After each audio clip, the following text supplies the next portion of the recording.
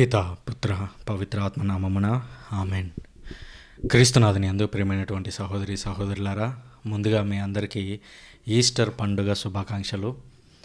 దాదాపు 40 రోజుల నుంచి మనం ఉపవాసాలతో దేవుని చెంతకు చేరడానికి ప్రయత్నించాము.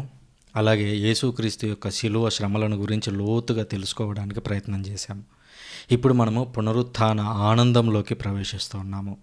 అయితే మీరు గమనించినట్లయితే ఈ సంవత్సరంలో ఉన్నటువంటి అన్ని ఆదివారాలతో పోలిస్తే ఈ ఆదివారం ఏదైతే ఉందో, అనగా ఈస్టర్ సండే అని పిలుస్తారు, లేదా పాస్కా మహోత్సవం ఏదైతే ఉందో, ఈ పండుగ రోజున గమనించినట్లయితే క్యాథలిక్ చర్చ్లో 1 కాదు, 2 కాదు, 3 కాదు, ఏకంగా 9 రీడింగ్స్ ఉండడం మనం గమనిస్తాము.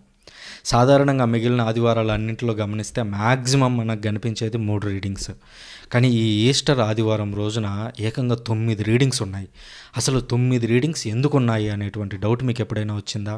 అదే కాదు, మనము మిగిలిన రోజుల్లో గమనించినట్లయితే ఈ ఈస్టర్ పండుగ రోజుల్లో ప్రత్యేకించి ఈ 7 రీడింగ్స్ చదివినా, లేదా సమయాభావాన్ని బట్టి 5 రీడింగ్స్ చదివినా, లోకల్గా ఉన్నటువంటి గురువు 9 రీడింగ్స్ గుండా వివరించేంత సమయం ఆ దివ్యబలి పూజలో ఉండకపోవచ్చు. ఎందుకనంటే 9 రీడింగ్స్ని ఎక్స్ప్లెయిన్ చేయాలంటే ఒక్కొక్కటి 10 నిమిషాలు వేసుకున్నా కూడా ఆల్మోస్ట్ 90 నిమిషాలు అక్కడే పడుతుంది. అంటే 1.5 గంటల సమయం కేవలం ఆ ప్రసంగానికే పడుతూ ఉంటుంది. కనుక గురువులను మనం గమనించినట్లయితే ఆ దివ్యబలి పూజలో పూర్తిగా ఈ 9 రీడింగ్స్ ఏంటి అనేది లోతుగా వివరించి ఉండకపోవచ్చు. కానీ ఇవాళ మనము ఈ 9 రీడింగ్స్ గుండా గోత్రు అవుదాము. అలాగే అసలు ఈ 9 రీడింగ్స్ ఎందుకు వచ్చాయి అనే దగ్గర మనం మొదలు పెడతాము. ఒక్కొక్క రీడింగ్ చదువుకుంటూ వెళదాము. కాస్త సమయం పడుతుంది. మీకు దేవుని మీద ఆసక్తి ఉంటే, దేవుని యొక్క వాక్యాన్ని తెలుసుకోవాలని ఉంటే, అదేవిధంగా పాస్కా పరమరహస్యము అని పిలుస్తాము.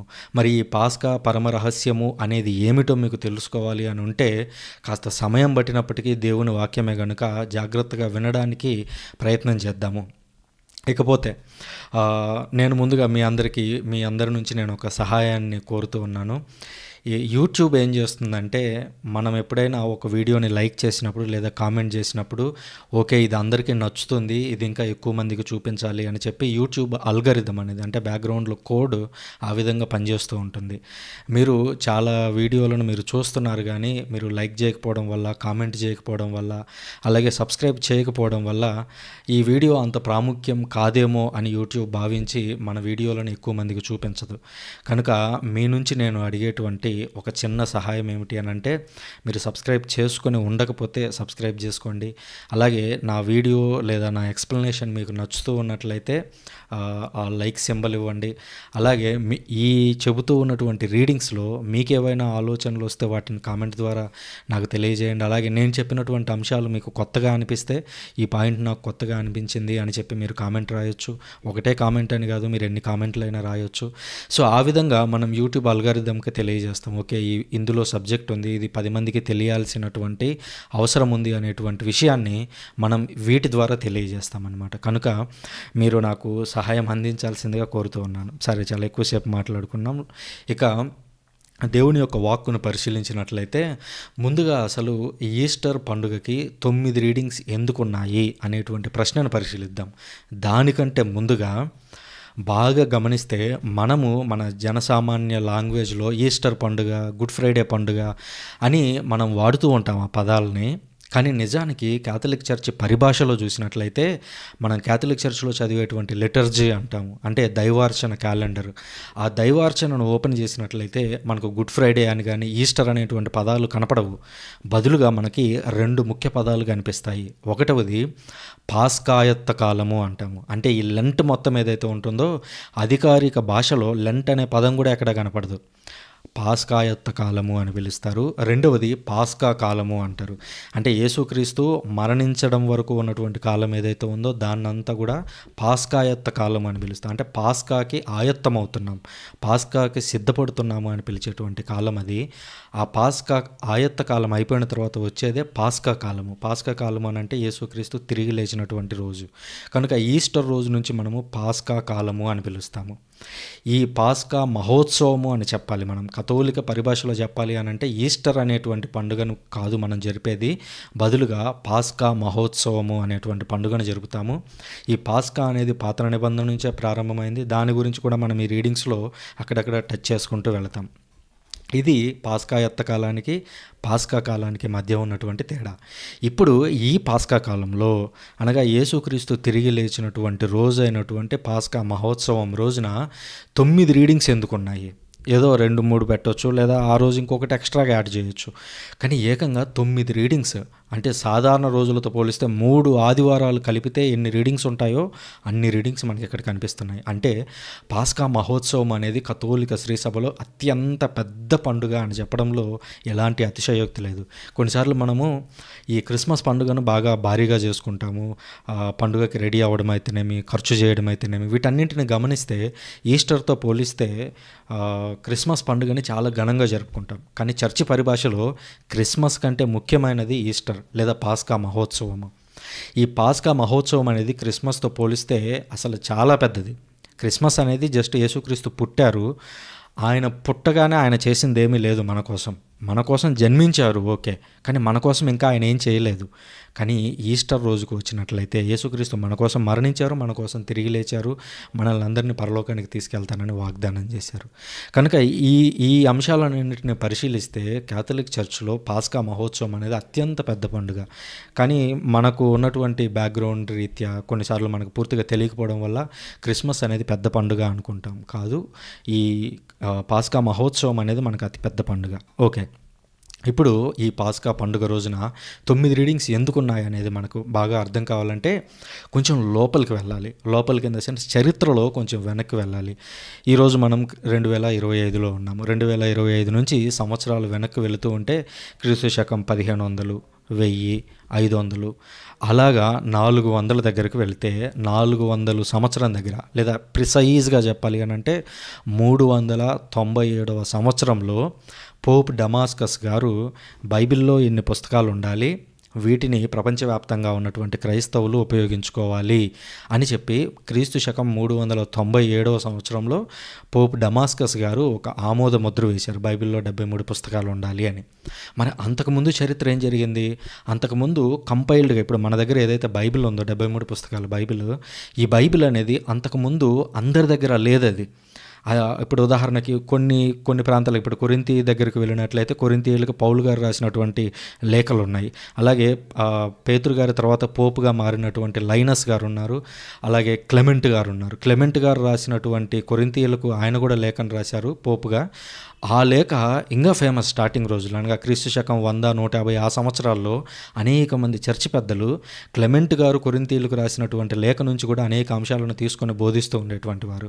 కనుక మనకు ప్రిసైజ్గా చెప్పాలి అని అంటే 397వ సంవత్సరంలో 73 పుస్తకాల బైబిల్ అనేది వెలుగులోకి వచ్చింది. దానికి ముందు గమనించినట్లయితే అందరి దగ్గర పరిపూర్ణ బైబిల్ అనేది లేదు. వాళ్ళ దగ్గర కాపీస్ ఉన్నాయి, కానీ ఎన్ని కాపీస్ ఉన్నాయి అనేది మనకి పూర్తి ఖచ్చితమైనటువంటి సమాచారం అందుబాటులో లేదు. ఒకరి దగ్గర 2 ఉండొచ్చు, ఒకరి దగ్గర 3 ఉండొచ్చు, ఒకరి దగ్గర 4 పుస్తకాలు ఉండొచ్చు, ఒకరి దగ్గర 3-4 లేఖలు ప్లస్ ఏదన్నా సువార్త ఉండొచ్చు. ఇలాగా ఈ విధంగా బైబిల్ అనేది ఆనాడు ఉన్నటువంటి క్రైస్తవుల దగ్గర పూర్తిగా 73 పుస్తకాలతో అందుబాటులో లేదు. 1-2 ఉన్నాయి, మిగిలినవి లేవు. ఈ మిగిలినవి లేనప్పుడు వచ్చినటువంటి సమస్య ఒకటి ఉంది.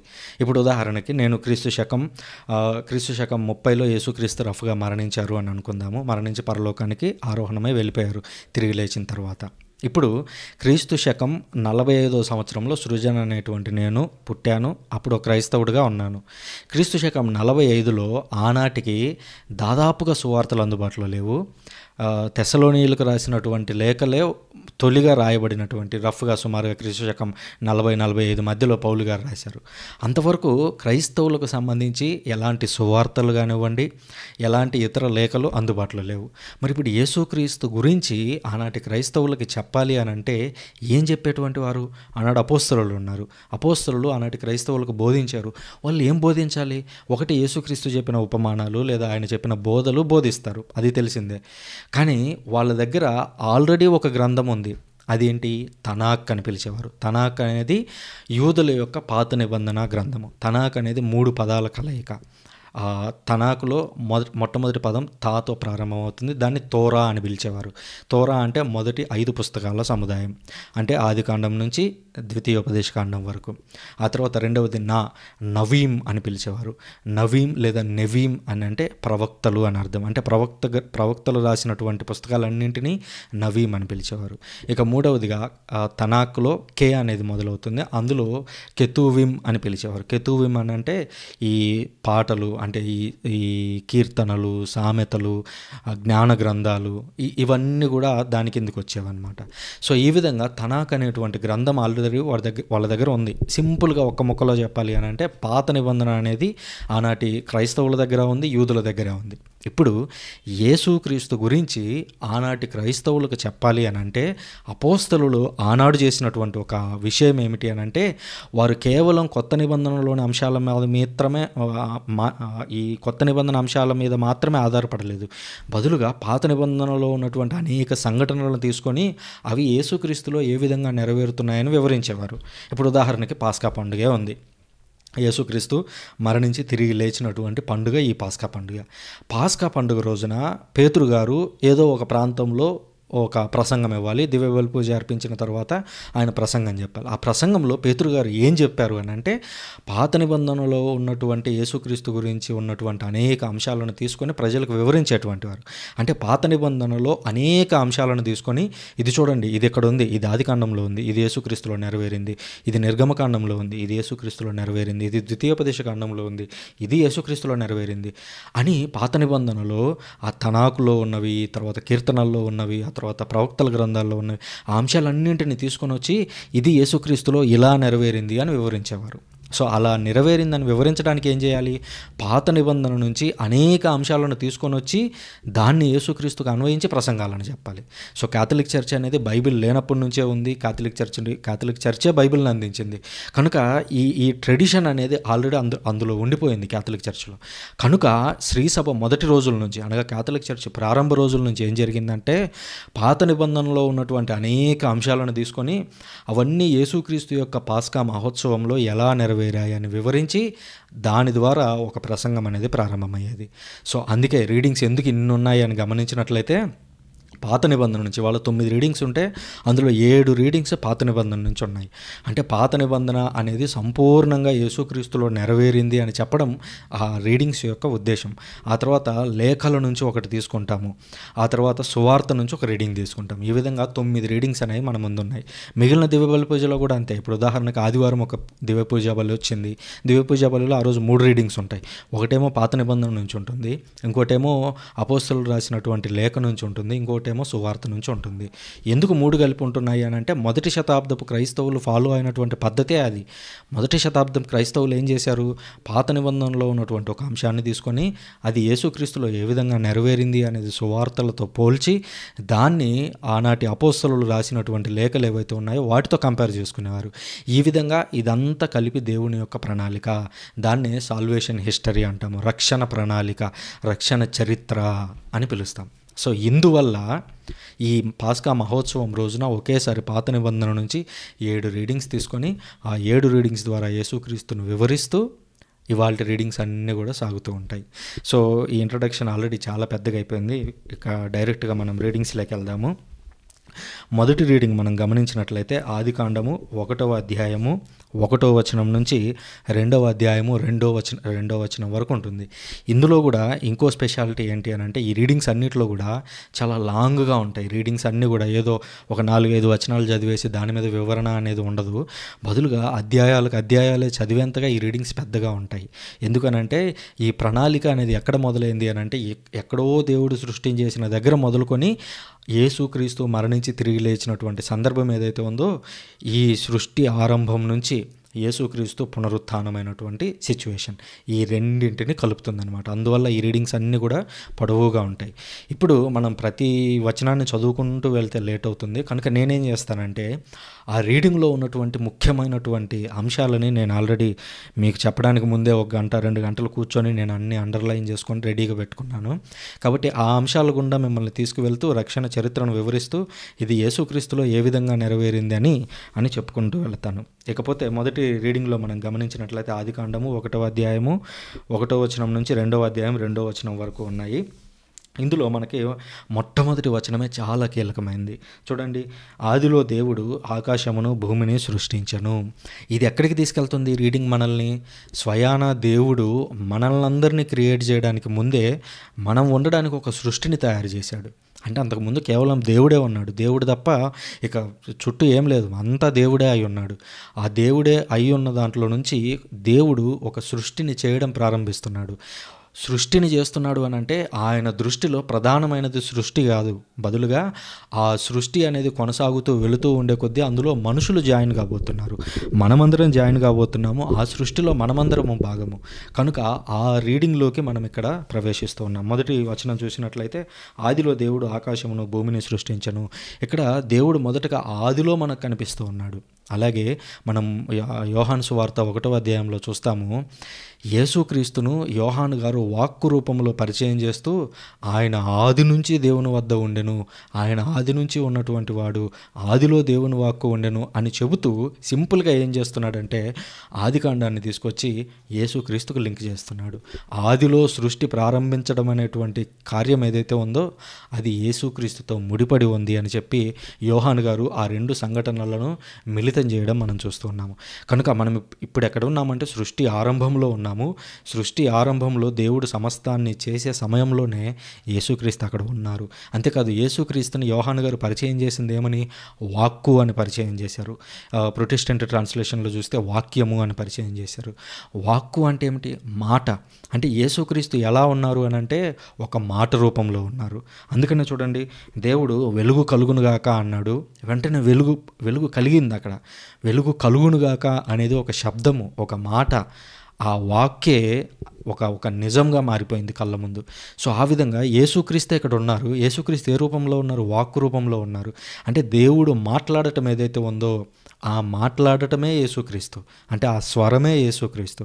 ఆ స్వరం ద్వారా వెలుగు కలిగింది. యేసుక్రీస్తు కూడా అంటాడు, నేనే లోకమునకు వెలుగును అని అంటాడు. అంటే అక్కడ వెలుగు కలిగింది. ఆ వెలుగు ఎవరో కాదు, నేనే అని యేసుక్రీస్తు చెప్పడం మనకు కనిపిస్తూ ఉంటుంది. ఆ తర్వాత ఇంకా గమనించినట్లయితే దేవుడు రాత్రి అని పగలు అని వేరు చేయడము, ఆ తర్వాత పైన మేఘాలను తయారు చేయడము, ఆకాశాన్ని తయారు చేయడము, ఆరిన నేల ఎండిన నేల ఇదంతా కనపడటం మనకు చూస్తుంది. 2 రోజులు పూర్తిగా అవే చేస్తారు. ఇక్కడ 3వ రోజున దేవుడు ఏం చేశాడో పరిశీలించండి. గడ్డిని గింజలనిచ్చు మొక్కలను విత్తనములున్న పండ్లనిచ్చు చెట్లను అన్ని రకముల వానిని భూమి మొలిపించునుగాక అని దేవుడు ఆనతిచ్చను. ఆ ప్రకారముననే జరిగెను. అంతటా సాయంకాలం గడిచి ఉదయమాయను. అదియే 3వ రోజు. అంటే దేవుడు సృష్టిని ప్రారంభించేటప్పుడు 3వ రోజున ఏం చేశాడు అని అంటే మనిషిని చేయకముందే ప్రాణం కలిగినటువంటి చెట్లను తయారు చేశాడు, వృక్షాలను తయారు చేశాడు. ఆ వృక్షాలలో ప్రాణం ఉంది. అలాగే యేసుక్రీస్తు ఎప్పుడు తిరిగి లేచాడు అని అంటే మరణించిన తర్వాత 3వ రోజున తిరిగి లేచాడు. ఇక్కడ 3వ రోజున దేవుడు ఏం తయారు చేస్తున్నాడు? ప్రాణం ఉన్నటువంటి చెట్లను తయారు చేస్తున్నాడు, గింజలను ఇచ్చేటువంటి మొక్కలను తయారు చేస్తున్నాడు. అందుకనే యేసుక్రీస్తు అంటాడు కదా, నేను ద్రాక్షావల్లిని, మీరందరూ కొమ్మలు. అంటే యేసుక్రీస్తు తనను తాను ఒక మొక్కతో పోల్చుకుంటున్నాడు. ఎందుకంటే ఆయన తిరిగి 3వ రోజున తిరిగి లేవబోతున్నాడు. ఇక్కడ కూడా గమనించినట్లయితే 3వ రోజున ప్రాణం ఉన్నటువంటి మొక్కలను చేశాడు. అదే మొక్కలతో యేసుక్రీస్తు తనను తాను పోల్చుకుంటున్నాడు. 3వ రోజున ఆయన తిరిగి లేస్తాడు అనడానికి ఇది ఒక ఉదాహరణ. ఆ తర్వాత దేవుడు ఆకాశంలో జ్యోతులను కలగజేయడం చూస్తాము. సూర్యుడు, చంద్రుడు, నక్షత్రాలు వాటన్నిటిని తయారు చేస్తాడు. ఆ తర్వాత మనుషులను కూడా తయారు చేస్తాడు. 26వ వచనానికి వచ్చినట్లయితే దేవుడు ఇప్పుడు మానవ జాతిని కలిగింతము, మానవుడు మమ్ము పోలి మావలే ఉండును, అతడు నీళ్లలోని చేపలపై, ఆకాశమునందలి పక్షులపై, నేల మీద పెంపుడు ప్రాణులపై, క్రూర మృగములపై, పాకెడు జంతువులపై అధికారం కలిగి ఉండెను అనెను. దేవుడు మానవ జాతిని సృజించను, తన పోలికలో మానవుని చేశాను, స్త్రీ పురుషులుగా మానవుణ్ణి సృష్టించను. ఇక్కడ దేవుడు ఏం చేస్తున్నాడు అని అంటే తన యొక్క సృష్టిలో, తను ప్రారంభించినటువంటి సృష్టిలో ఈ సృష్టి మొత్తం దేనికోసమైతే తయారు చేస్తున్నాడో ఆ సృష్టి ఏదైతే ఉందో 6వ రోజున ఆ మనిషిని తయారు చేస్తున్నాడు. మనిషిని కూడా చేసేటప్పుడు దేవుడు ఎలా తయారు చేశాడు? ఒక మట్టిని తీసుకొని అతని యొక్క ముక్కులో నుంచి శ్వాసను ఊదితే మనిషి జీవం కలిగినటువంటి వ్యక్తిగా మారాడు. అంటే మనమందరము కూడా దేవుడు తయారు చేస్తే ఏర్పాటైన వాళ్ళము. మనం దేవునికి వ్యతిరేకంగా వెళ్ళకూడదు. దేవుడు మనల్ని తయారు చేశాడు. ఆయనకు నచ్చినట్లుగా మనల్ని నడిపిస్తూ ఉంటాడు. దాని ప్రకారం మనం నడుచుకుంటూ వెళ్ళాలి అనేది దేవుడు అక్కడ కోరుకున్నాడు మన నుంచి. కానీ ఆదిలోనే ఆదాము తప్పు చేసి పడిపోవడం మనం చూస్తున్నాము. కొన్నిసార్లు మనం కూడా ఏం చేస్తామంటే, ఆదాము కాబట్టి తప్పు చేశాడు ఆ రోజు. ఒకవేళ ఆదాము ప్లేస్లో సృజన్ అనేటువంటి నేను కానీ ఉండింటే, నేను అసలు ఆదాములాగా తప్పు చేసి ఉండేవాడిని కాదు. అవ్వ దగ్గరికి పోయి, నీకు బుద్ధి ఉందా లేదా, దేవుడు తినొద్దన్న పండుని తింటావా, పదా దేవుని దగ్గరికి వెళ్ళి మాట్లాడదామని నేను వెళ్ళి మాట్లాడేవాడిని అని ఈరోజు సృజన నేను కావచ్చు, మీరు కావచ్చు, బీరాలు పలుకుతాం. అంటే ఆదాములాగా నేను పడిపోను, ఆదాము కాకుండా నేనుంటే బలంగా ఉండేవాడిని అని. కానీ ఆ రోజు ఆదాము ఒక్కసారే పడిపోయాడు. ఆదాము ఒక్కసారి పడిపోయిన కారణంగా దేవుడు అంతటి శిక్షను ఆదాముకు విధించాడు. కానీ ఈరోజు నేను రోజుకి ఎన్నిసార్లు పడిపోతున్నాం, ఎన్నిసార్లు దేవుడిచ్చినటువంటి ఆజ్ఞలను తొంగలో దొక్కుతున్నాము, తెలిసి ఎన్నిసార్లు మనం పాపం చేస్తున్నాము. దేవుడు ఆ పాపాలన్నింటినీ కౌంట్ చేయడం మొదలు పెడితే, మనము ఆదాములాగా దేవుడు కానీ శిక్ష మనకు విధిస్తే మన పరిస్థితి ఏంటో మనకు బాగా తెలుసు. కనుక బీరాలు పలకడం మానేద్దాం. ఆ రోజు ఆదాము కాబట్టి ఇంకా ఒక తప్పు చేసి ఊరుకున్నాడేమో, ఆ ప్లేస్లో ఆదాము ప్లేస్లో సృజన్ ఉంటే ఇంకెంత పెద్ద నేరం చేసి ఇంకెంత పెద్ద శిక్షను తీసుకొచ్చేవాడినో. ఇక్కడ మనం గమనించినట్లయితే దేవుడు తన పోలికలో మనల్ని సృజించాడు అని అంట. అంటే దేవుడికి మన మీద ఎంత ప్రేమ ఉందో చూడండి. జంతువులను తయారు చేసినప్పుడు, లేదా మొక్కలను తయారు చేసినప్పుడు, లేదా ఇతర సృష్టిలో ఏవైనా భాగాలను తయారు చేస్తున్నప్పుడు దేవుడు తన యొక్క రూపంలో వాటిని దేన్ని సృజించలేదు. కేవలం మనిషిని మాత్రమే, నిన్ను నన్ను మాత్రమే ఆయన స్వరూపంలో తయారు చేసుకున్నాడు. అంటే దేవునికి మన మీద ఉన్నటువంటి ప్రేమ అలాంటిది. కొన్నిసార్లు మనము ఈ దేవుని ప్రేమను మర్చిపోయి డబ్బు వెనకాల పడుతూ ఉంటాము.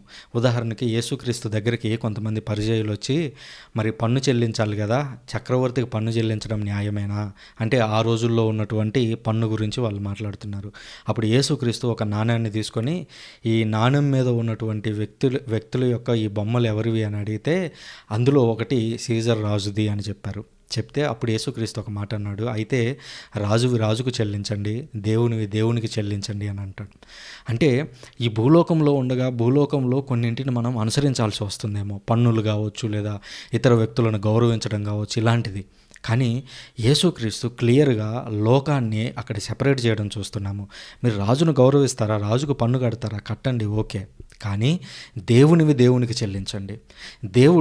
దేవుడంతా ఒకవైపు ఉంటే డబ్బు కావచ్చు, రాజులు కావచ్చు, మన చుట్టూ ఉన్న తల్లిదండ్రులు కావచ్చు, ఇవన్నీ కూడా రెండో నాణ్యం వైపు అనమాట. అంటే ఆ నాణ్యానికి ఉన్నటువంటి రెండో వైపు. మరి మనం దేన్ని చూజ్ చేసుకుంటున్నాము? దేవుడేమో తన రూపంలో సృష్టించాడు, నాకు ఇవ్వాల్సినవి నాకు ఇవ్వండి, దేవునివి దేవునికి చెల్లించండి, సీజర్నివి సీజర్కి చెల్లించండి అని అన్నాడు. మరి ఈరోజు మనం ఏం చేస్తున్నాము? దేవుణ్ణి డబ్బులతో మిళితం చేస్తాము, దేవుణ్ణి ఈ లోకంతో మిళితం చేసి రకరకాలుగా మనము దేవుడి నుంచి దూరం అయిపోయేలాగా ప్రయత్నిస్తూ ఉంటాం. అలా ఎప్పుడు చేయకూడదు. ఇకపోతే 2వ అధ్యాయంలో 2వ వచనం చూసినట్లయితే, 7వ రోజు దేవుడు తాను చేయుచున్న పని అంతటి నుండి విశ్రమించను అని మనకు కనిపిస్తూ ఉంది. ఇదే తర్వాతి రోజుల్లో యూదులకి సబ్బాతు దినంగా మారినట్లుగా మనం చూస్తూ ఉన్నాం. ఈ 7వ రోజు విశ్రాంతి అనేది పాత నిబంధనలో సబ్బాతు అనేది ఎంత పవిత్రమైనదో, ఎంత గొప్పదో, కొత్త నిబంధనలో అంతకంటే గొప్పది. విశ్రాంతి దినము అనేదాన్ని యేసుక్రీస్తు ఆ విశ్రాంతి దినానికి ప్రభువుగా మారాను అని చెప్పడం మనం చూస్తాము. ఆ విశ్రాంతి దినానికి అధిపతిని నేనే అని చెప్పడం మనం చూస్తాము. ఆ విశ్రాంతి దినాన్ని ఆదివారానికి మూవ్ చేయడం చర్చి మనము ప్రారంభ రోజుల్లో మనం చూస్తాము, తొలి శతాబ్దంలో. ఎందుకంటే యేసుక్రీస్తు తిరిగి లేచింది ఆదివారం రోజున. ఈ విశ్రాంతి దినము అనేది 7వ రోజైతే మనం 8వ రోజులో ప్రవేశిస్తున్నాం. ఒక నూతన దినములోకి ప్రవేశిస్తున్నాము, నూతన నిబంధనలోకి ప్రవేశిస్తున్నాం. అందువల్ల ఈ విశ్రాంతి దినము అనేది ఈ శ్రీసభ, కథోలిక శ్రీసభ ఆదివారానికి మార్చింది. పాత నిబంధనలో సబ్బాతు దినం అనేది ఎంత పవిత్రమైనదో, ఎంత ఖచ్చితంగా ఆ రోజు దేవాలయానికి వెళ్ళాలో, కొత్త నిబంధనలో కూడా మనం అంతే ఖచ్చితంగా దేవాలయానికి వెళ్ళి తీరాలి. కానీ నిజానికి మనం వెళుతున్నామా లేదా మనకే తెలుసు. కనుక దేవుని ఆలయానికి వెళ్ళడంలో ఏమాత్రం వెనుకడుగు వేయకుండా చూసుకోవాలి. ఇది మొదటి రీడింగ్. ఇక 2వ రీడింగ్ని గమనించినట్లయితే మనకు ఆదికాండంలోనే ఉంది. ఆదికాండము 22వ అధ్యాయంలో మనం చూస్తున్నాము. 22వ అధ్యాయం 1 నుంచి 18 వచనాలు మనం చూస్తూ ఉన్నాము. దేవుడు సృష్టిని చేశాడు, ఆదామవ్వలను చేశాడు, వాళ్ళకి పిల్లలు పుట్టారు, వాళ్ళకి పిల్లలు పుట్టారు, వాళ్ళందరూ పడిపోతూ ఉన్నారు. పడిపోతూ ఉన్నటువంటి క్రమంలో దేవుడు దేవుడు ఒక వ్యక్తిని ఎంచుకోవడం మనం చూస్తున్నాము. ఆ వ్యక్తి పేరే అబ్రాహాము. ఈ అబ్రాహాము అనేటువంటి వ్యక్తి ఎక్కడో ఉర్ అనేటువంటి ఒక ప్రాంతానికి చెందినటువంటి వ్యక్తి. అక్కడ వారి తల్లిదండ్రుల నుంచి దేవుడు అబ్రాహామును వేరు చేసి అబ్రాహామును బయటికి తీసుకొని వచ్చి అబ్రాహాముతో నిబంధన చేసుకోవడం మనము ఆదికాండం 10 అధ్యాయాల తర్వాత మనం చూస్తాం. 15వ అధ్యాయంలో దేవుడు అబ్రాహాముతో ఒప్పందం చేసుకుంటాడు. ఒప్పందం చేసుకున్న తర్వాత దేవుడు అతని యొక్క పేరును అబ్రాము నుంచి అబ్రహాముగా మారుస్తాడు. అంటే భవిష్యత్తులో నీ ద్వారా సకల జాతి జనులు దీవించబడబోతున్నారు అని అబ్రహాముకి ఒక వాగ్దానం చేసి అతనికి కుమారుని ప్రసాదించాడు. అయితే అబ్రహాముకి పిల్లలు వెంటనే కలగలేదు. దేవుడు ఎప్పుడో 75 సంవత్సరాల వయసులో పిలిస్తే దాదాపు 100 ఏళ్ళు వచ్చాక ఈసాకు జన్మించాడు. ఈసాకు దాదాపు లేటు వయసులో జన్మించడం వల్ల, అంతేకాక లేక పుట్టినటువంటి కుమారుడు కావడంతో అబ్రహాముకి ఈసాకు అని అంటే వల్లమాలినటువంటి ప్రేమ. అంత ప్రేమ ఉన్నటువంటి తన కుమారుడు గురించి దేవుడు ఒక మాట అడుగుతాడు. చూడండి, ఇది 2వ రీడింగ్, ఆదికాండం 22వ అధ్యాయం 1వ వచనం. ఆ తర్వాత దేవుడు అబ్రహామును పరీక్షించెను. అబ్రహాము అని దేవుణ్ణి పిలిచెను. చిత్తము ప్రభు అని అబ్రహాము అనెను. అంతటా దేవుడు అతనితో, నీ కుమారుని, నీవు గాఢముగా ప్రేమించే ఏకైక కుమారుని ఈసాకును వెంట పెట్టుకుని మోరియా ప్రదేశమునకు వెళ్ళుము. అక్కడ నీకు ఒక కొండను చూపుదును. దాని మీద నీ కుమారుని దహనబలిగా సమర్పించుము అని దేవుడు అబ్రహాముకు చెప్పడం చూస్తున్నాం. అబ్రహాముకి నిజంగా చెప్పాలంటే ఆ రోజు దిమ్మ తిరిగిపోయి ఉంటుంది. ఎందుకనంటే లేక కలిగినటువంటి కుమారుడు ఆ కుమారుణ్ణి బలిగా ఇవ్వమని అడుగుతున్నాడు. పైగా దహనబలిగా ఇవ్వమంటున్నాడు. దహనబలిగా ఇవ్వడం అని అంటే ఏమిటి? ఆ కుమారుణ్ణి చంపి రక్తమంతా కారిపోయేదాకా వెయిట్ చేసి చర్మాన్ని ఒలిచేసి శరీర భాగాలను వేరు చేసి కొన్ని భాగాలను తీసి ఆ మంటల్లో వేసి కాల్చేయాలి. అంత దారుణమైనటువంటి ప్రక్రియ. దేవుడు అంతటి బలిని ఎందుకు కోరాడు? అయినప్పటికీ చూడండి, అబ్రహాము వెనుకడుగు వేయలేదు. చూస్తే 3వ వచనంలో, అంచె అబ్రహాము తెల్లవారకు ముందే నిద్రలేచెను, ప్రయాణమునకు గాడిద మీద మెత్తని బొంతపరిచెను, కుమారునితో పాటు ఇంకా పనివారిలో 2 కూడా వెంట పెట్టుకుని వెళ్ళాను. దహనబలికి కట్టెలు చీల్చి మోపు కట్టుకుని దేవుడు చెప్పిన చోటుకి బయలుదేరాను. అంటే అబ్రహాము ఎంతగా దేవుని మాటకు విధేయిస్తున్నాడు అని అంటే, దేవుడు చెప్పాడో లేదో ఒకరోజు ఆగి వెళ్దాం, రేపు ఆగి వెళ్దాం, ఎల్లుండి ఆగి వెళ్దామని ఆయన భావించలేదు. బదులుగా వెంటనే పెందల కడనే లేచి చెప్పిన చోటుకి బయలుదేరుతూ ఉండడం మనం చూస్తున్నాము. 3 రోజులు దాటిన తర్వాత చూడండి, బయలుదేరిన 3వ నాడు అబ్రహాము తల ఎత్తి దూరం నుండి ఆ చోటు చూచాను. ఆ తర్వాత, మీరు చిన్నవాడును, నేను అక్కడికి వెళ్ళదము, దేవునికి మొక్కులు తిరిగి చెల్లించి తిరిగి మీ వద్దకు వత్తుము అని చెప్పి అక్కడి నుంచి వాళ్ళు బయలుదేరడం మనం చూస్తూ ఉన్నాము. అంటే బయలుదేరిన తర్వాత 3వ రోజున వాళ్ళు ఆ మోరియా కొండకు చేరుకున్నారు. అక్కడ బలి ఇవ్వాల్సి ఉంది. అక్కడికి చేరుకున్న తర్వాత ఈ వెంట వెళ్ళినటువంటి సేవకులు ఎవరైతే ఉన్నారో, మీరు ఇక్కడ ఆగండి, మేము వెళ్ళొస్తామని చెప్పి అట్లు చెప్పి అబ్రహాము దహనబలికి కావాల్సిన కట్టెల మోపును ఈసాకు భుజముల మీద పెట్టెను. తానేమో నిప్పును కత్తిని తీసుకున్నాను. తండ్రి కొడుకులు ఇరువును కలిసి వెళ్ళిరి. చూస్తే ఆ కొండ దగ్గరికి వెళ్తూ ఉన్నారు. ఎందుకనంటే బలి అర్పించాల్సి ఉంది కనుక అక్కడికి వెళ్తున్నారు. ఈసాకు భుజాల మీద ఆ కట్టెల మోపు పెట్టాడు. ఎందుకనంటే అది కొండ ప్రాంతం కాబట్టి కర్రలు దొరకవచ్చు, దొరకకపోవచ్చు. అందువల్ల అబ్రహాము ముందే ఆ కర్రలన్నింటినీ సిద్ధం చేసుకుంటూ ఉన్నట్లుగా మనం గమనిస్తూ ఉన్నాము. ఆ తర్వాత గమనించినట్లయితే 10వ వచనంలో, అంతటా చేయి చాచి కుమారుని చంపుటకు కత్తిని తీసుకున్నాను. ఆ తర్వాత ఏం చేశాడంటే అబ్రహాము ఆ కుమారుని కాళ్ళు చేతులు కట్టేసి ఆ కర్రల మీద పడుకోబెట్టి చంపడానికి కత్తెత్తాడు. బాగా గమనిస్తే అబ్రహాము వయసు దాదాపు ఈ సంఘటన జరిగే నాటికి 125 ఏళ్ళు. ఈసాకుకు వచ్చేసి దాదాపు 20 నుంచి 25 సంవత్సరాల మధ్యలో మాత్రమే. అలాంటి ఒక యువకుడు అబ్రహాముని ఒక వేలుతో అలా తోసేసి పడేసి అక్కడి నుంచి పారిపోవచ్చు. కానీ ఈసాకును గమనించండి, తన యొక్క తండ్రి కాళ్ళు చేతులు కట్టేస్తూ ఉంటే బలి అర్పించడానికి ఆ కుమారుడు 25 ఏళ్ల యుక్త వయసులో ఉన్నటువంటి కుమారుడు కాళ్ళు చేతులు కట్టేయడానికి తండ్రికి సహాయపడుతున్నాడు. అంటే తనను తాను బంధించుకోవడానికి ఈ అబ్రహాముకి ఈసాకు సహాయపడ్డాడు. సో అంతగా ఈసాకు తన తండ్రికి విధేయత చూపాడు, అబ్రహాము దేవునికి విధేయత చూపాడు. చంపబోతూ ఉండగా చూడండి ఏం జరిగిందో. ఆకాశము నుండి యావే దూత అబ్రహాము అబ్రహాము అని పిలిచెను. అబ్రహాము చిత్తము ప్రభు అనెను. యావే దూత, చిన్నవాని మీద చేయి వేయకము, అతన్ని ఏమీ చేయకము, నీవు నీ ఏకైక కుమారుని నాకు సమర్పించుటకు వెనుకంజ వేయలేదు కనుక నీవు దైవభీతికి అలవాటునని నేను తెలుసుకొంటిని అని చెప్పడం మనం గమనిస్తూ ఉన్నాము. అంటే ఈ ఉదంతం అంతటిలో దేవుడు అబ్రహాముకి లేక వాగ్దానం చేశాడు, లేక ఒక కుమారుడు పుట్టాడు, ఆ కుమారుడినే బలిగా ఇవ్వమని అడిగాడు. కొండ దగ్గరికి వెళ్ళి తీరా కత్తి ఎత్తినటువంటి సమయంలో అబ్రహాముని వారించడం మనం చూస్తూ ఉన్నాం. ఇదంతా దేనికి సూచన? నిజానికి ఈ పరీక్ష అనేది అబ్రహాముకు వచ్చినటువంటి పరీక్ష కాదు, అబ్రహాముకి వచ్చినటువంటి ఒక చిన్న పరీక్ష అని చెప్పొచ్చు. కానీ ఈ అసలు పరీక్ష ఎవరిది అని అంటే దేవునిది. ఎందుకంటే గమనించండి, బాగా గమనిద్దాము. 2వ వచనంలో, అంతటా దేవుడు అతనితో, నీ కుమారుని, నీవు గాఢముగా ప్రేమించు ఏకైక కుమారుని ఈసాకును వెంటబెట్టుకొని మోరియా ప్రదేశానికి వెళ్ళు, అక్కడ ఒక కొండను చూపెదను, దాని మీద నీవు నాకు దహనబలిగా నీ కుమారుని సమర్పించు అని అడుగుతున్నాడు. నిజానికి ఇక్కడ ఏకైక కుమారుడు ఎవరు? మనం చూస్తాం యోహాను సువార్త 3వ అధ్యాయం 16వ వచనంలో దేవుడు లోకమును ఎంతో ప్రేమించెను, తన ఏకైక కుమారుణ్ణి ఈ లోకం కోసం ప్రసాదించడం చూస్తున్నాం. నిజానికి ఈ వచనాల్లో మనకు కనిపిస్తున్నది అబ్రహాము, ఈసాకులే, కానీ అక్కడ రియల్గా ఉన్నటువంటి వ్యక్తులు దేవుడు, యేసుక్రీస్తు. ఎందుకంటే యోహాను సువార్త 3వ అధ్యాయం 16వ వచనంలో చూస్తాము, దేవుడు లోకమును ఎంతగానో ప్రేమించి తన ఏకైక కుమారుణ్ణి ఈ లోకానికి పంపించాడు. ఆ కుమారుడు ఈ లోకానికి వచ్చి బలి కావడం మనం చూస్తూ ఉన్నాము. కనుక ఇక్కడ అబ్రహాముని దేవుడు అబ్రహాము యొక్క కుమారుణ్ణి బలిగా కోరుతూ ఉన్నప్పటికీ నిజానికి ఇది యేసుక్రీస్తు యొక్క బలిని ఉద్దేశిస్తూ చేసినది. అందుకనే ఈస్టర్ రీడింగ్స్లో ఈ 2వ రీడింగ్ అనేది ఉంది.